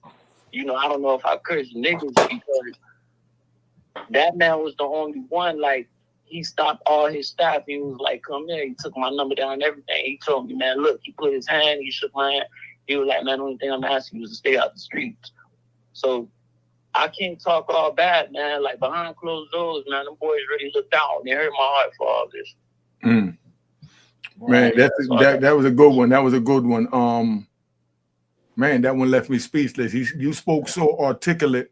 Facts. And the point you made about our generation left you and your mothers was out there talking to all these different men. None of them you could look at as a father or daddy. They just talking to your mother. Listen, I had a man pay me $5 $1 bills and tell me, man, just don't come in the room while he went in the room with my mom, man, in Miami. You know what I mean? Come on, man. You females looking at this, you know what that do to a child? Wow. How did that make you feel, though? Tell them how that made you feel. I mean, it made me feel, I mean, you know, my mom, she always, ever since my old boy, my dad got locked up for the conspiracy and Lil Haiti that happened, it was a situation where every boyfriend that she had, she always felt like, well, this could have been my life. So she always used to remind me she wished she used to have an abortion. I mean, I'm talking about my mom used to literally cry and be like, man, I should have had an abortion. I could have had a better life with this man. While your dad locked up, he can't do nothing for me. Forget him, his family, because my grandma was locked up for cocaine. Mm-hmm. My grandma ended up doing 7 years in the feds. So it was like, I not only got my dad, but I don't got my dad's mother. So it was like, you know, but I didn't care about it because, you know, I used to listen to Tupac a lot. You know, Tupac used to make me feel like that was cool. You know what I mean? Like, man, fuck it. I'm going to just go outside, sell weed, sell crack. You know, TurboTax came around that time. So I was doing my little thing. But as time went on, it was just like it got old. You know what I mean? So it was really heartbreaking, to be honest with you. And it really affects me today as a man because I don't look at women the same. You know? So how do you look at women? I'm really cautious because I see like, you know, the girls that I see nowadays around my age that have children, I think they're more about themselves more. I'm really, like, I would say sensitive to women who have children and they have a single child, like they have a son and that's their only son, you know what I mean? And they left the dad or whatever because he's not making no money because it's all about money. And in Miami, you know, we got dudes who got millions in the streets. You know, they go to the voodoo lady. A lot of people don't know that, how dudes be staying out here with all that money. You know, them boys, they make their money. You know, they probably go back there, they go to the woo lady in Little Haiti, they pay their whatever. You know, they got their little protection. They ain't got to probably get locked up or nothing, but something else happened to them, like a car accident. But that's something else. And it's just like, it made me not really trust women, and I just see the spirit of evil in them. But, you know, I really look at women very, very, very careful. Like, you know, by the way they talk, it don't matter how good you look. It just, because, you know, they used to tell me, like, my mom was one of the most beautiful women in the whole North Miami. And the way she turned out, it was just like, you know, you can't be biased with women nowadays, no matter what woman is in your family. It's like, that's one thing I had to learn. I still respect my mom, but every clothes on my back, I got it from my money. My dirt bike got it from my money. My car got it from my money. This is my third apartment under my name. I got it from my money. You know what I mean? Like, anything from the streets, all my friends, I got that from fighting and, you know, doing what I had to do after that. So it was like I was used to earning a lot of stuff because my mom left me at 12. She wanted to go live with her boyfriend at the time and his 3 kids. And it was just, I really learned through my grandparents, especially my grandfather, because he was the trendsetter with coming to the country. And he was the only one that got a house, and all his 5 kids still stay at the house to this day, even after he died. But he always made it a point to instill in me, like, even though your dad is in prison and, you know, he did all this stuff in Little Haiti, listen, man, you gonna be, you know, let me tell you, this is how you do it. You know, he showed me how to flip the work. So I was just like, man, you know what, that's what I'm gonna have to do. And I ain't care if I went to jail. And to be honest with you, jail wasn't nothing for me. You know, when I got to jail, I got so comfortable with the CEOs. I got so comfortable with the inmates. It was like, everything was a joke to me. You know, not to glorify it, but that's why I don't understand the snitching allegations, because, you know, when we was locked up, and the last time I've been locked up, I'll say that was like, 2021. And that's when I seen prison for a couple of years at South Florida Reception Center. It was like, it was still the same. It was like every dude who I got locked up with back when I was a jit, everybody just graduated. You know, you went to juvenile, you went to the program, which program is like juvenile prison. And then now you're in prison, but like you got every dude from out the state in the same prison with you. And y'all like, man, boy, you here? You like, yeah, boy, you here? And we all just talking. So time kind of went by fast. Whoever got into fights, that was just fights or whatever. But it was never like that. But I would never understand a snitch. I would never understand it. That's like the most, you know, because my dad got snitched on, and that really took so much out of my life, bro. I wish that I had a good mentor in my life, but people were so scared to mentor me because my mom, she was so manipulative. She would tell people how hard-headed I was. She would tell people I'm disrespectful because I didn't want to call her boyfriend's dads. And I was looking for that man in my life to, like, you know, I don't care if it was my uncles, you know, but my uncles always had.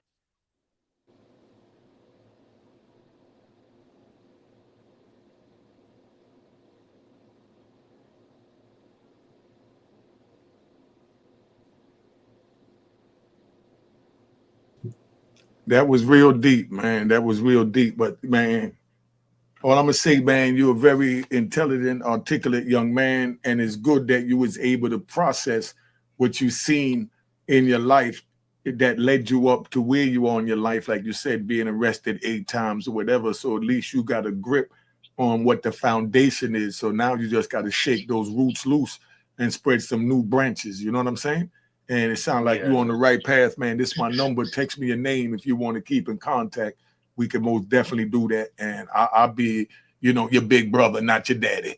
No, I got you, bro, man. I appreciate you, man, just even picking up, man. All power to God for that, man, for everything you said, man. Keep going, man. Be prosperous. All right. Thank you, family. I appreciate you.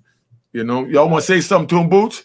Yeah, man. He spoke very articulate, man. I thought you was way older than how you sounded as well, my brother.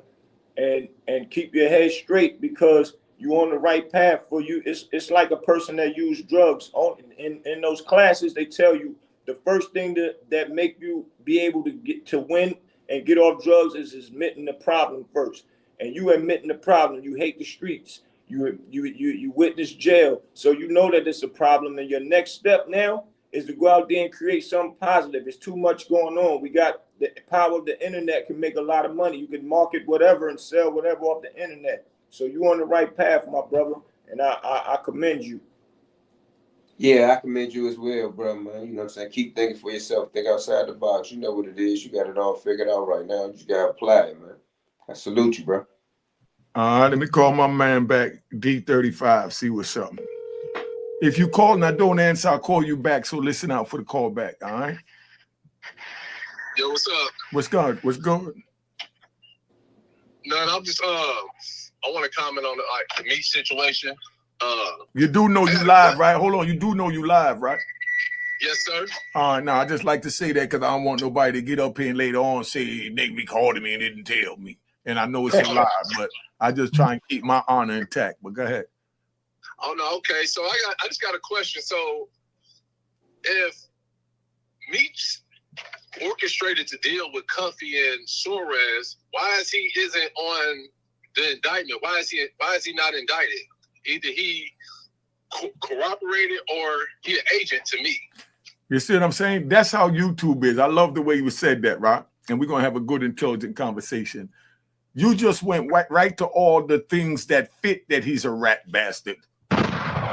You didn't look at it like maybe he wasn't on the paperwork. That's what I'm waiting to find out. You know what I mean? They say, oh, he wasn't on the paperwork and he did this and he did that. We're going to find out. You know what I mean? And go ahead. Because they don't hide nothing because they got to justify everything they do. So they can't hide nothing. Yeah, so from my understanding, he was originally on the paperwork according to like Blue Da Vinci. He was originally on it, and in the document, in the latest documents with Cuffy, his name is put out there that he did orchestrate the meeting between them two, but he didn't know. So like, he claimed that he didn't know. But if I didn't know something, if I didn't know this person I'm dealing with is the feds or a federal informant, and I give her a play about some drugs or something illegal, I automatically is put myself into this indictment or this conspiracy. Exactly. So I'm speaking from the OGs that like did their time and came home, because like the real must know, like if you if you tell me you got a play for me and tell me to holler at whoever, and the person you tell me to holler at is the feds, how can you say you ain't had nothing? You got me jammed up, bro. Like, I don't understand that, how people try to like, what more do you need? Like, I don't understand. Like, yeah, you see more than I seen. That's why I'm telling y'all to tune in to DC Blacks and Street Knowledge podcast. DC Blacks break down the intricacies. Like, I didn't know nothing about him being on the indictment and off the indictment, taking off. I just hear these crazy YouTube videos, and then I call these two men and say, yo, I heard this crazy YouTube video. What's going on with this situation? And they younger and has been living through it when I'm just coming to it like at the end of it. So I don't have time to look back to see what I missed because I got my own life. Yeah, you ain't got time to verify all this information. Yeah, so that's why we got DC Blacks, Eon. He bring the paperwork up when he come. They might not like what he say, but he gonna say what it is. But that's what a journalist is. He gonna get some that love him and some that hate him. And then you got Bootsy over here that knows the intricacies of what go down because he's in the entertainment business. He was on the Dame Dash show. What's that? Mogul? What's the name of that? Tell him about some of the projects you was in. Music Moguls. From Dame Dash joint, Paid in Full movie, Honor Up, Dame Dash and Kanye West movie. You know, the list goes on, man. You know, and see, he's connected to that. So that's my ear to the entertainment, whatever, because I could trust what he tell me. And then that don't mean what he's telling me is true, but I'll be able to see my truth in that, how I comprehend that. And then I'll let him know my truth. And then he could walk away and either adapt it, intertwine it, or leave it alone and say, I don't agree with that shit, big homie saying, because that's the way it is. But, you know, go ahead, family. You saying something? Okay, so I got another, like. Hey, yo, hold up, son. Hold on. I just gave you a question. Did you hit the like button at least? Man, I try to hit it 1,000 times, but they only let you hit it one time, man. All right, but so you did hit it one time. Yeah, I did the most. Okay. Sure. So you hit the. Okay, let's get this right. Y'all add this up. I hit the like button when you held the gun sideways and started clapping at me, man. So I had to. All right. But let me say this, Rob. Now you hit the like button, and you call in and you get a chance to talk. And a matter of fact, I didn't answer because I was on the phone. You text, and then my people responded, and then now I'm calling you back, right? And we did a great question, right? It was dope, right? Mm-hmm. Okay. And then now I'm thinking that we're good and I could get to the next caller, being that you're not a paying caller. Let's say that. Now you ask for another question. You don't think that deserves something on the Cash App? Just a question. Because I think the game's to be told. Man, guess what? Send me your Cash App. I'm gonna send it to you while you live. I'm driving to the gym right now, but you gonna be laughing. You gonna be laughing like the next 5 minutes. Yeah, I ain't worried about it. I'm just talking shit. I'll text it to you later. But nah, I'm just messing with you. But I just want people to see that you call in. First of all, I'm doing the show sitting up here 1.5 hours where 2 of my brothers could be doing anything. And we can't even get a like. I don't understand that. And then now I put a phone number up there where you could call and talk to us. And now you talk to us. You know what I mean? And I still don't get a like. And then I don't get a Cash App. I understand. Not to my brother here, but I understand because he played. I let him answer the question. He could have said, nah, F you, nigga. I'm not giving your black ass nothing. You two pay you crap. Fuck yeah, me was up involved. You know what I mean? But as a player, he know the game is to be sold, not told. Go on to your second question. This is on me. Go ahead. Okay, yeah, no, but sure. How do I send the Cash App? Do I just send it to this number? Yeah, I ain't worried about that. I'll text it to you. Yeah, no. I'll text it to you to your number when I get off. Okay, that's bad. And I want you to tell them, like, yeah, I kept I'm a man of my word. But and most definitely. So I just be having this thing, like people get on my nerves, like in the comment section or just like people in general about like there's no honor amongst these, there's no rule. Like you're right, it is, but it's also rules to the streets. Exactly. Like, you tell there's consequences to that. Like I mean, people don't mess with you no more. Like you dead, you can't do no business in there. People.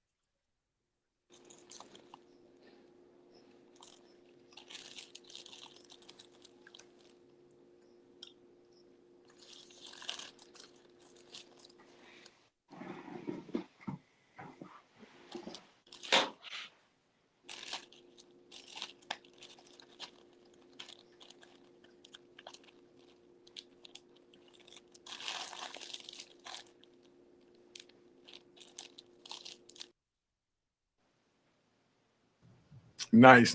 I like that. Well said, family. Thank you. I enjoyed the conversation. All right. Text me your name so I remember. All right. And I'll text you the Cash App. Yeah, I'm D35. Yeah, I know. So I can save it in the phone, but I can't do it now because I'm on the live. It's like I can't send it live. All right. Okay, I got you. All right, family. All right. Well. All right. 267 was calling. I think that's down PA area. But you know, that's where we at, man. So what up? Hello? Yeah, what up? What's going on? Street Media TV. You know you're being recorded, Street Media TV. Go ahead. Absolutely, OG. My question is this, right? Cuffy being who he is, you know, he's a well-known dude in the Midwest. These allegations have been out since like 2000. They've been out for a while. Meech just got released. He was in prison already walking the yard when this information was out. My question is, how was he able to walk the yard? And y'all the perfect people to ask. How was he able to walk the yard the way he did without no problems when you got this guy saying that he's a CI, he set him up. I mean, going from one prison to the next, being moved around in the feds, he came home celebrated. This stuff didn't really make traction until 50 said something, but this has been out for the last almost 5 years. And he just coming home. That's my question.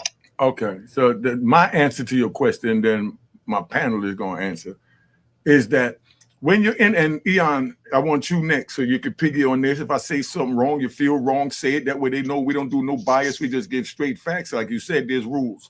Now, a dude like Meech, right? Look how hard it is to get the paperwork now and all this you got to go through. So this paperwork is not like on the computer. You got to look deep within the case, and that's what the feds do. They hide it like a needle in a haystack that nobody won't see it unless they go digging for it. You understand? So now as far as when he's moving around, nobody knows nothing about Tammy but y'all out here. I was in there. I never even heard of Tammy Cohen. You know what I mean? And to my knowledge, I might be wrong. Eon can answer this. I don't know of Meech being in the penitentiary. What penitentiary was he in, Eon, if you know? He wasn't never in the penitentiary. He was in the Smoot band. He was in the Smoot program at Lewisburg. But that's what I was going to say when I got to his question. He was never he never walked the penitentiary. Thank you. No, that's where I'm going. I'm gonna let you take over right now. But I just wanted you to piggyback so they know that we're speaking facts. It ain't no I'm saying something you agreeing with it. You're gonna articulate it your way. Now, you go to a FCI and 98% of the dudes they're told. You know what I mean? You go to the penitentiary, then you got maybe 70% that told, and I'm keeping it 100. And then you got a group of men that we stay in our circle because if we hear these suspicions like a third party corporation, we just don't deal with them. We ain't gonna go looking for no papers. We just ain't gonna deal with them. And no, they need to keep their ass over there. And that's how that move. But, to my knowledge, as I was saying, he was only in the FCI where, like I said, 98% told, but let them tell it. 100% of them is honorable men and never told, but 98% told, So he didn't make it in the penitentiary where somebody might have, been looking or digging and found something on him. He was in a place where they didn't really check paperwork. That's Big Meech. He come on the compound. He ain't got to show no paperwork in no FCI, in no medium. And that's why they kept him there. Now, for them to keep him there, I'm going to keep it 100. You know what I mean? And he getting in trouble. When he came out to Smooth, where did he go? He went to another FCI. I can't remember that's the point. He went to, but that's an anomaly as well. Yeah, thank you. And that's what I'm gonna let you finish all of this that I could get off the screen and enjoy my little behind the scene. But now, he went to a maximum security SHU lockdown. That's the Smooth program, right? You stay there for at least 18 to 24 months. They fluctuate whether it's 18 or 24, whatever. Like 9 months over here with just you and your celly to see if y'all kill each other. If y'all don't kill each other within this 9, I'm keeping it 100. If you're right or wrong, Eon. Yeah. I'm gonna let you break the Smooth program down. Because that's his channel, what he focuses on. So I don't want to take away from that. But and I give a little bit of entertainment and everything. And like I said, we share the love over here at the Mecca. But he hasn't been to a penitentiary where they check papers. You don't go from the Smooth. I'm not putting no insinuendo. I'm telling you a fact. I don't know not one man that left the Smooth and went to an FCI. Because when you go to the Smooth, you're a maximum security prison. So when you come out, they only take you down one level at a time unless they put in what they call a management variable and they waive your security level where you don't have any security level, and then they just put you down on the bottom. They're not doing that for somebody coming out of Smooth, especially somebody like Big Meech, unless they're trying to protect them. I'm just telling you how I know it play out. Not saying he's no rat, but I've never seen that. Yeah, y'all OGs gotta break this down for YouTube because there's a lot of people talking that's never been off the porch. Thank you. Got an opinion. And see, guys like y'all know the difference between the penitentiary and the FCI. So what you just broke down, a lot of people don't know the difference. So when people ask, well, how was he walking the yard? You just articulated that he wasn't in the penitentiary; he was in the FCI. Most people don't know the difference, because that's the question I was asking. Like, well, wait a minute, this stuff been out. He been called a rat by a big time guy already. He was in jail safe. But the way you explained it, I understand now. YouTube was not going to explain it like that. Yeah, because they ain't been there. They just up here just trying to make content and make up anything. But Eon, break it down as far as from your point of view, even if you say the same thing in your own words so they can hear it differently, so that they know that, you know, you've been there, done that. So they know not to go to prison, not to come off the porch. That's the only way to guarantee not going to prison. Only way to guarantee not getting hit by cars, don't take your ass in the street. Now, go ahead, Eon. Yeah, I definitely agree with that. But like the brothers already, he done caught on to what the matter is. So now when they talking about Lewisburg, if you watch any of these old YouTube videos, you might some people could get confused, because Lewisburg used to be an open compound, a real serious penitentiary, like one of them ones you may see a movie about, where there was all type of money being made and all type of violence going on. But the federal government now has this thing where as though they lock people down, and you can't make every prison a lockdown prison. So Lewisburg has a program that's a punitive program. As he said, it's the smooth program. You go there for getting in trouble. Most dudes, that's my homies that was there when Meech was there for assault, stabbing somebody, deleting somebody. But Meech came there basically for cell phones and having contraband.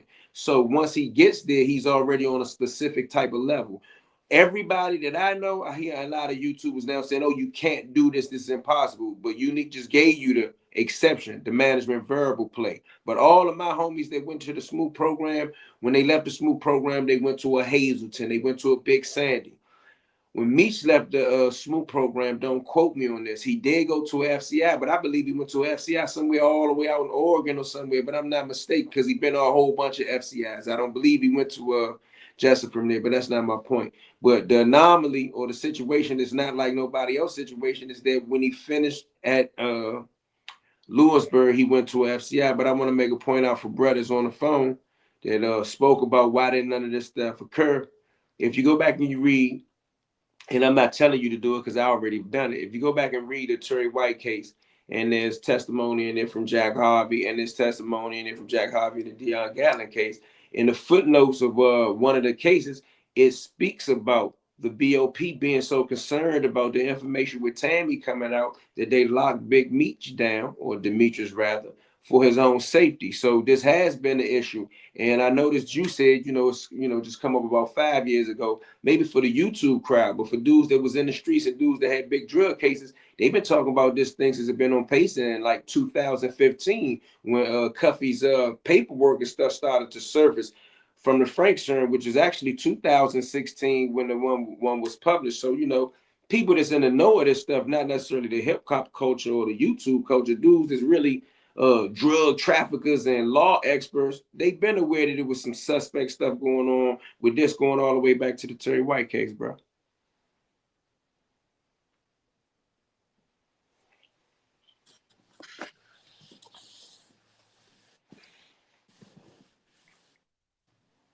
Can't hear you, Unique.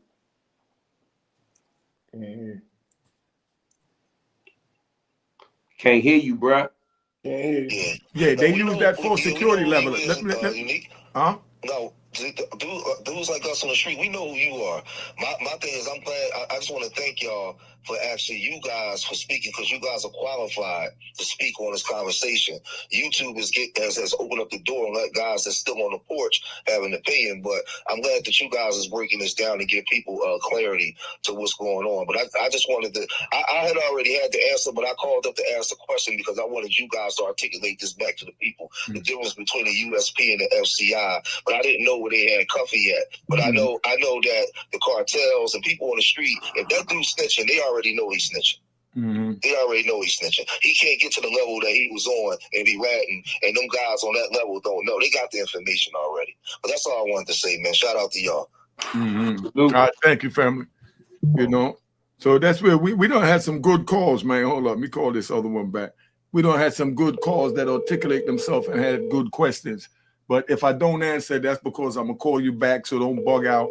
But read the question on the screen. Go ahead, Eon, you got something to say? I want to address that question on the screen. I see a lot of people keep saying, I see a lot of people keep saying, oh man, if my name is hooked up and this and that, don't call me, don't do that. That's not the way convicts operate, bro. Thank you. If I'm in Lewisburg and Unique, you in Colorado, you USP, and I say, yo, Unique, whether it be violent crime or drug dealing crime, and I say, yo, Unique, your paperwork, your name coming up in my paperwork, I'm going to court, bro. I'm sending you an affidavit. I'm telling you to come and support me, bro. For you not to come and support me raises a red flag. I reverse the roles. If I'm in the prison and you in the prison and we alleged to have been associates in something, you say, E, they alleging your name in it, I am going to support the defense, bro. That's my answer to that question. Yeah, go ahead. Hello? Yeah, we hear you. Go ahead, call on the phone, Eon. We listening. Man, this Black Prime TV, man. What's up with you? I'm good. What's up? Man, it's a couple things that just is. I gotta ask myself. I keep asking myself, like, when did all this start? It really started when Whack 100 and Blue found out he was coming home. That's when Blue started pushing this snitch narrative on Meech. I thought it was to take the focus off of him in his safety valve, because at first everybody was talking about Blue in his safety valve. Why you got a safety valve? Whack 100 was pressing me. Then all of a sudden, Blue got the narrative to switch with Whack 100 about me snitching. Mm-hmm. You see what I'm saying? To put the focus off of him. I know Whack 100 is not credible, fam, but I'm just saying where it started from, fam, and it started from a non-credible source. You right, 504. Absolutely right. You see what I'm saying? So now, when you go to everything everybody's talking about, it started from a non-credible source, the whole thing. You see what I'm saying? So now, it's like, if it started there, to me, all this is BS. Like, it comes from that, though. So it's stemming from BS. You see what I'm saying? Meech ain't stupid. You don't move and get money like that. He's not a stupid man. You see what I'm saying? So let me say this, Rob. I was taught that there's two type of people in prison, right? The two type of people in prison is those that broke the law, and then you got a criminal. You understand? A criminal is one that continuously breaks the law. Someone that broke the law is someone that was riding and ran over somebody and got a vehicle homicide. You know what I mean? They broke the law. Somebody that, just got access to some drugs and started selling some drugs. They just broke the law. A criminal is someone like the young man I just talked to earlier, and not to disrespect him, but it's calling a spade a spade. He said he's 27 years old and been arrested 8 times, man. That man was honest about his life. I like him a lot, and I look forward to talking to him. And I just met him on this live, and, I'm going to be there for him because he could teach me a lot, because he understands what went on in the trenches while I was gone from the trenches of the 90s. Right. You understand what I'm saying? So I learned from everyone. Like, I came home and I picked Bootsy brain about everything. How they throwing parties now, how they doing this now, how they doing that now. You know what I mean? And, and I'm like, yeah, come on, big homie, blah, blah, blah. And he's like, nah, you the big homie. Nah, stop it, my nigga. You giving me game right now. So you my big homie right now.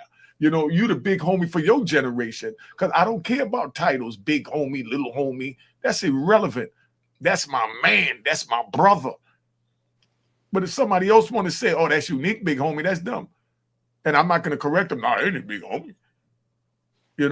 But, where I'm at with this is, it's like, take over here.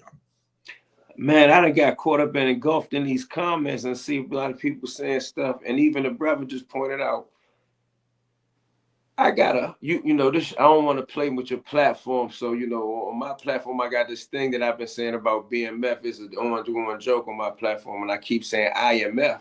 And people think I'm just bullying them and trolling them. But if you read the cases like I read the cases, bro, I know everybody who get caught up in a drug type of organization case, right? Drug conspiracy.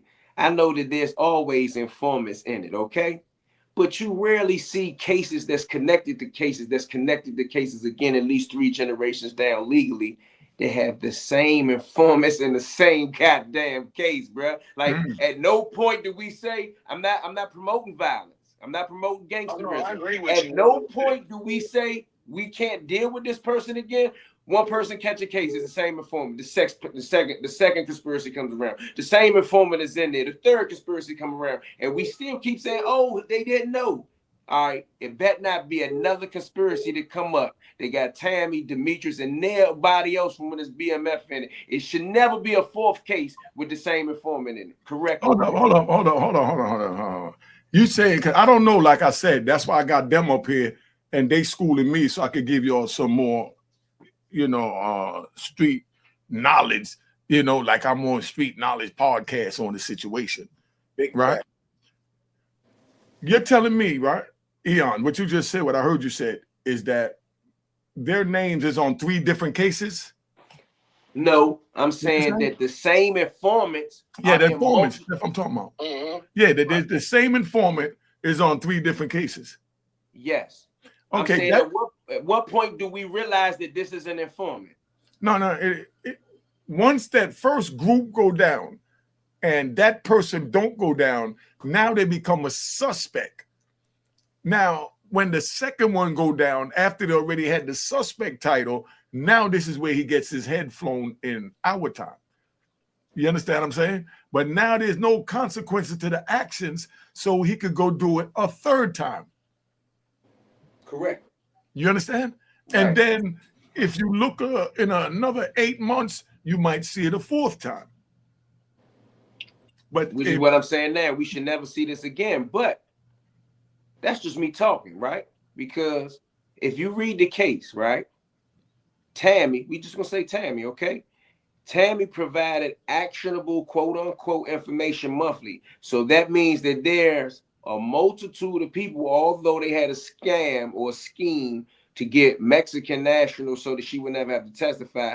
Jack Harvey educated on how to be an informant without ever having to testify. That's why I say that these informants, they are evolving, but it's not the regular rat that got caught in the car with something to say, oh, I'm going to tell now. This person has experience in doing this. So I'll take you back to the Terry White case. People don't know who Terry White is. Terry White is the guy who she cooperated against and got hundreds of thousands, well, got some tens of thousands of dollars at one point in time. But my point is that he has 3 cases. He caught a case in he caught a coke case, then he caught a dope case in 1993 when he was 20 or 21. In his case, he admits that he cooperated then. They have been friends since then. Terry and Tammy drove to see Meech together while she was recording him. Her name is in Terry's paperwork. Terry's name is in the paperwork when you read Cuffy case. And I'm just saying there's too many informants that's constantly dealing with each other at the same time, bro. And she was still going to visit this dude after she sent this dude to prison.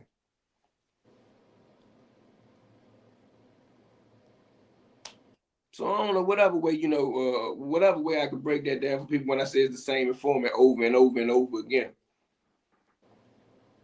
Yeah, I said he's 100% right. I agree with him. You know what I'm saying? It's just certain things people's not talking about. It's like, I'm trying to understand, how did Cuffy get 27 years sentence, and he got in his paperwork, he done knocked off 2 Fed witnesses that was informants, and he knocked them down. Yeah, but that's not what he pled guilty to. How did he get 27 years and you done knocked 2 Fed witnesses down? You see what I'm saying? So when you go to let him answer. Let him answer the question. Great question. Hold on. Because I ain't done. I'm about to add to it, and then I'll let bro go because I know bro about to go. So what I'm saying is he got them informants and stuff, and then when you dig off into his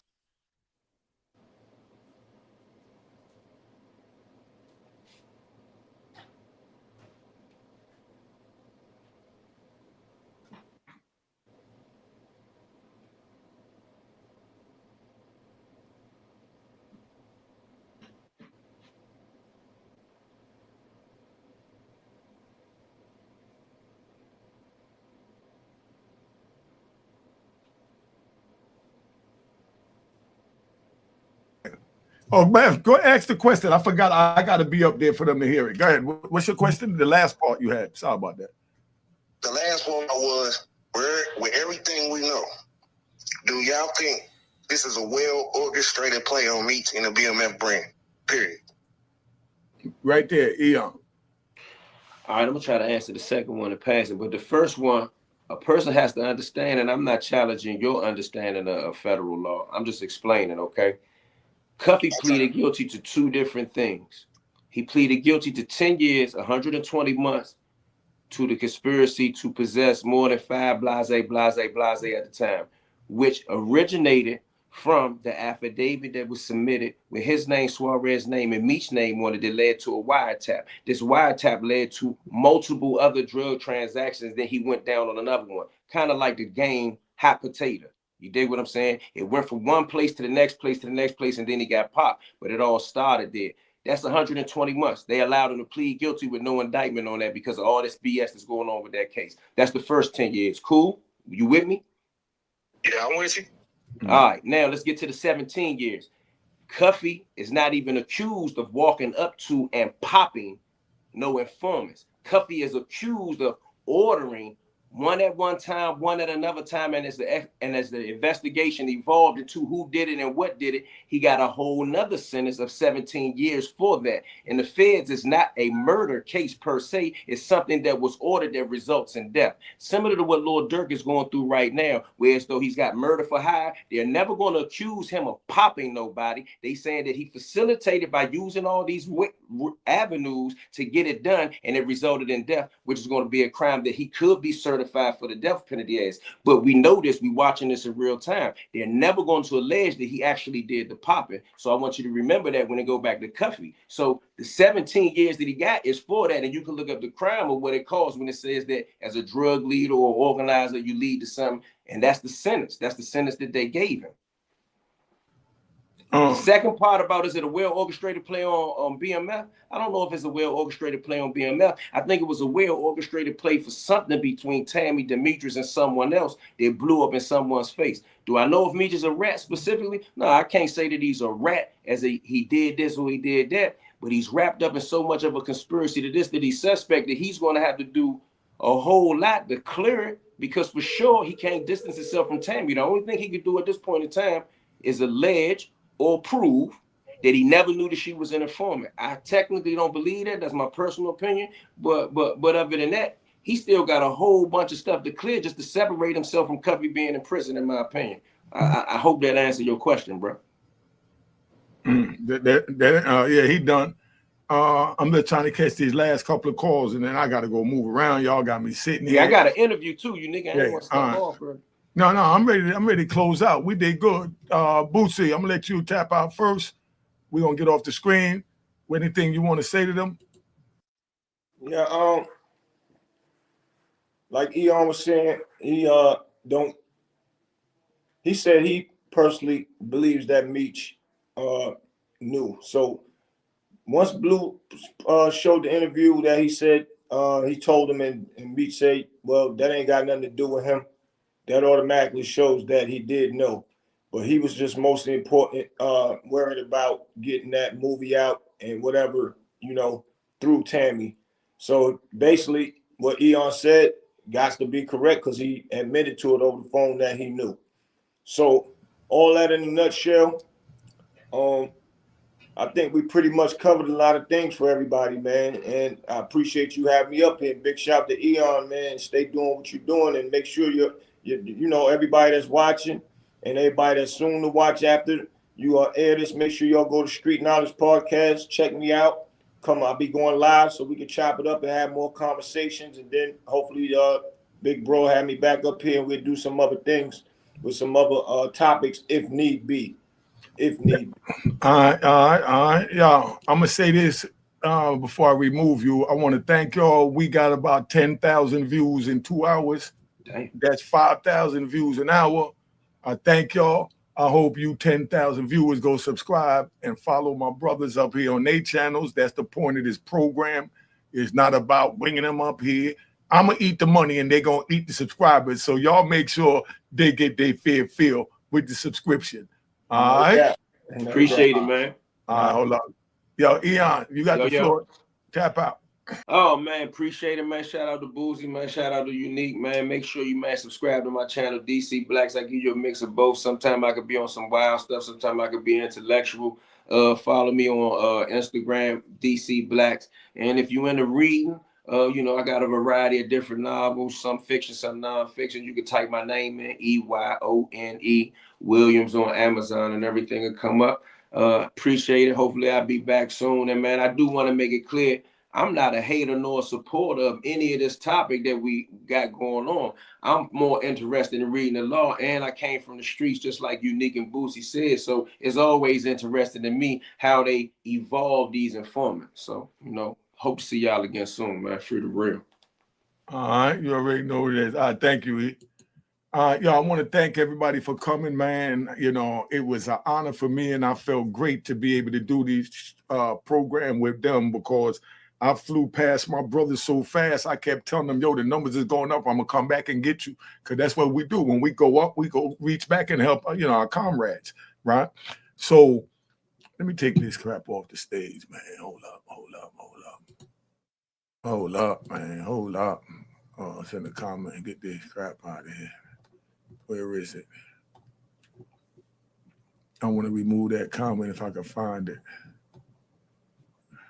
All right, we'll put this up instead. I'd rather have that up there. Yeah, thank you, Pooh Don. All right, we'll leave that up there. All right, but what I'm saying is, you know, I come home. I had 100 subscribers. I had a YouTube channel in the prison.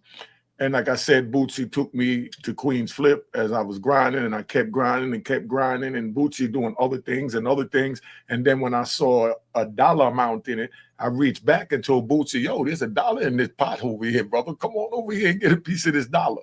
You know, he said, man, I already got YouTube, but I ain't been using it. I said, nah, you need to use it, you know? So then he wound up getting into it, and he helping me, and I get on Vlad and other things, and, you know, my joint shot to the top.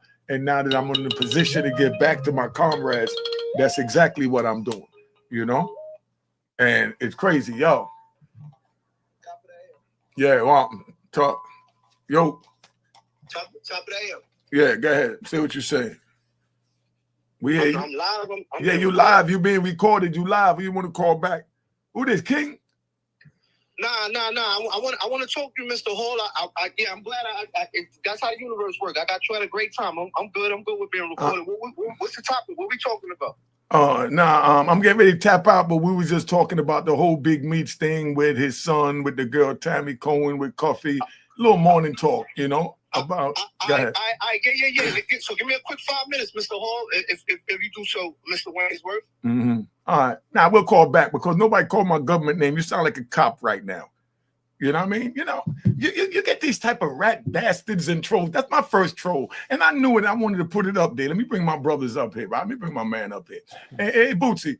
Yeah. See, I want to do that because, you know, I played along with him. Once he said Hall, I knew where he was at, but I just entertained it. You know what I'm saying? And then he went on with the Wayne's word. Nigga ain't hiding. Nigga, stop your games, man. You rat bastard. Go find your mothers to go suck. But anyway, so that's where we at, right? So, Bootsy, don't let them throw you off your square. Stay focused. You know what I mean? And let's just move forward. And we ain't even gonna look back. We don't even see these trolls, my nigga. No, that's a fact. Remember, they come in our atmosphere. We don't go in theirs. Right. Exactly. And that's why back in the day we had a green light to chop their head off. You know, but right now they feel they're protected, so they do stupid moves where you got to think for them. You know what I mean? Yeah. Right or wrong, Eon? All day, I'm still learning it. You know, I want to give one more thing to the audience out there. I got a movie out. It's on Tubi. It's called A Polished Soul. It's about a guy had the death penalty. He took 17 years to duck the death penalty. And I'm only saying it before we leave because it's a positive film for the young guys. So if y'all parents out there watching this right now, put your young boys in front of the Tubi channel and pull up A Polished Soul by my brother Mike Anderson. It's a true story by him. He went to jail and learned how to write scripts and got his degree and came home. We did this movie and we put it on Tubi. And Dame Dash stamped it as well. So y'all make sure y'all go check it out. It's a good positive one too, man. We don't deal with the trolls. All right, and I just came back from dealing with Dame Dash, and we shot a lot of footage. We got something real special getting ready to come out under, with Dame Dash and all that. So look out for that. All right, let's tap out. All right. Cheers, cheers, toast the crime, toast the crime, the crime, the crime, the crime.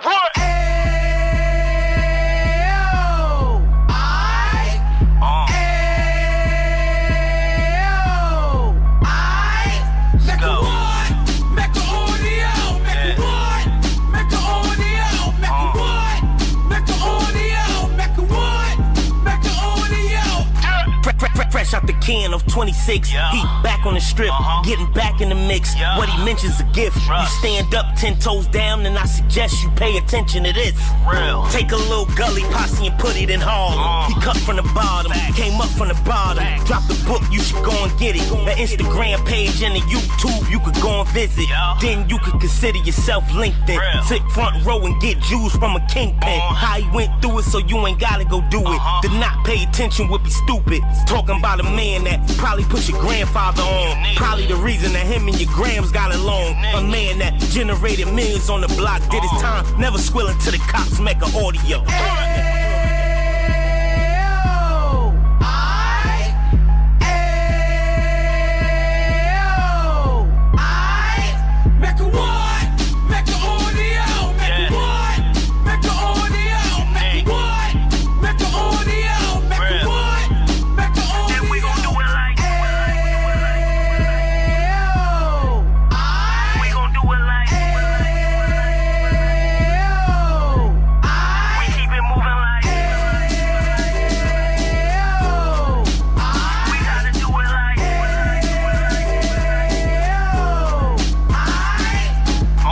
Get it live like 2 G's in the 90s. Drop top beamer so shiny. I let shorty go, she was whining. Treat her like my past, she behind me. Spend a couple bands on the Dapper Dan. You be back again, getting green like a Packers fan. No cap, it's a roaring uptown. They be horn uptown, Dominican bust downs. Now we on the positive, we got a lot to give. Now you trying to stop the kids from being inoperative. So take heed, homie, lend a ear. He started in uptown, he gon' finish dead. But now it ain't about selling drugs, buying cars. It's about buying property to make the community ours, so we can give back to the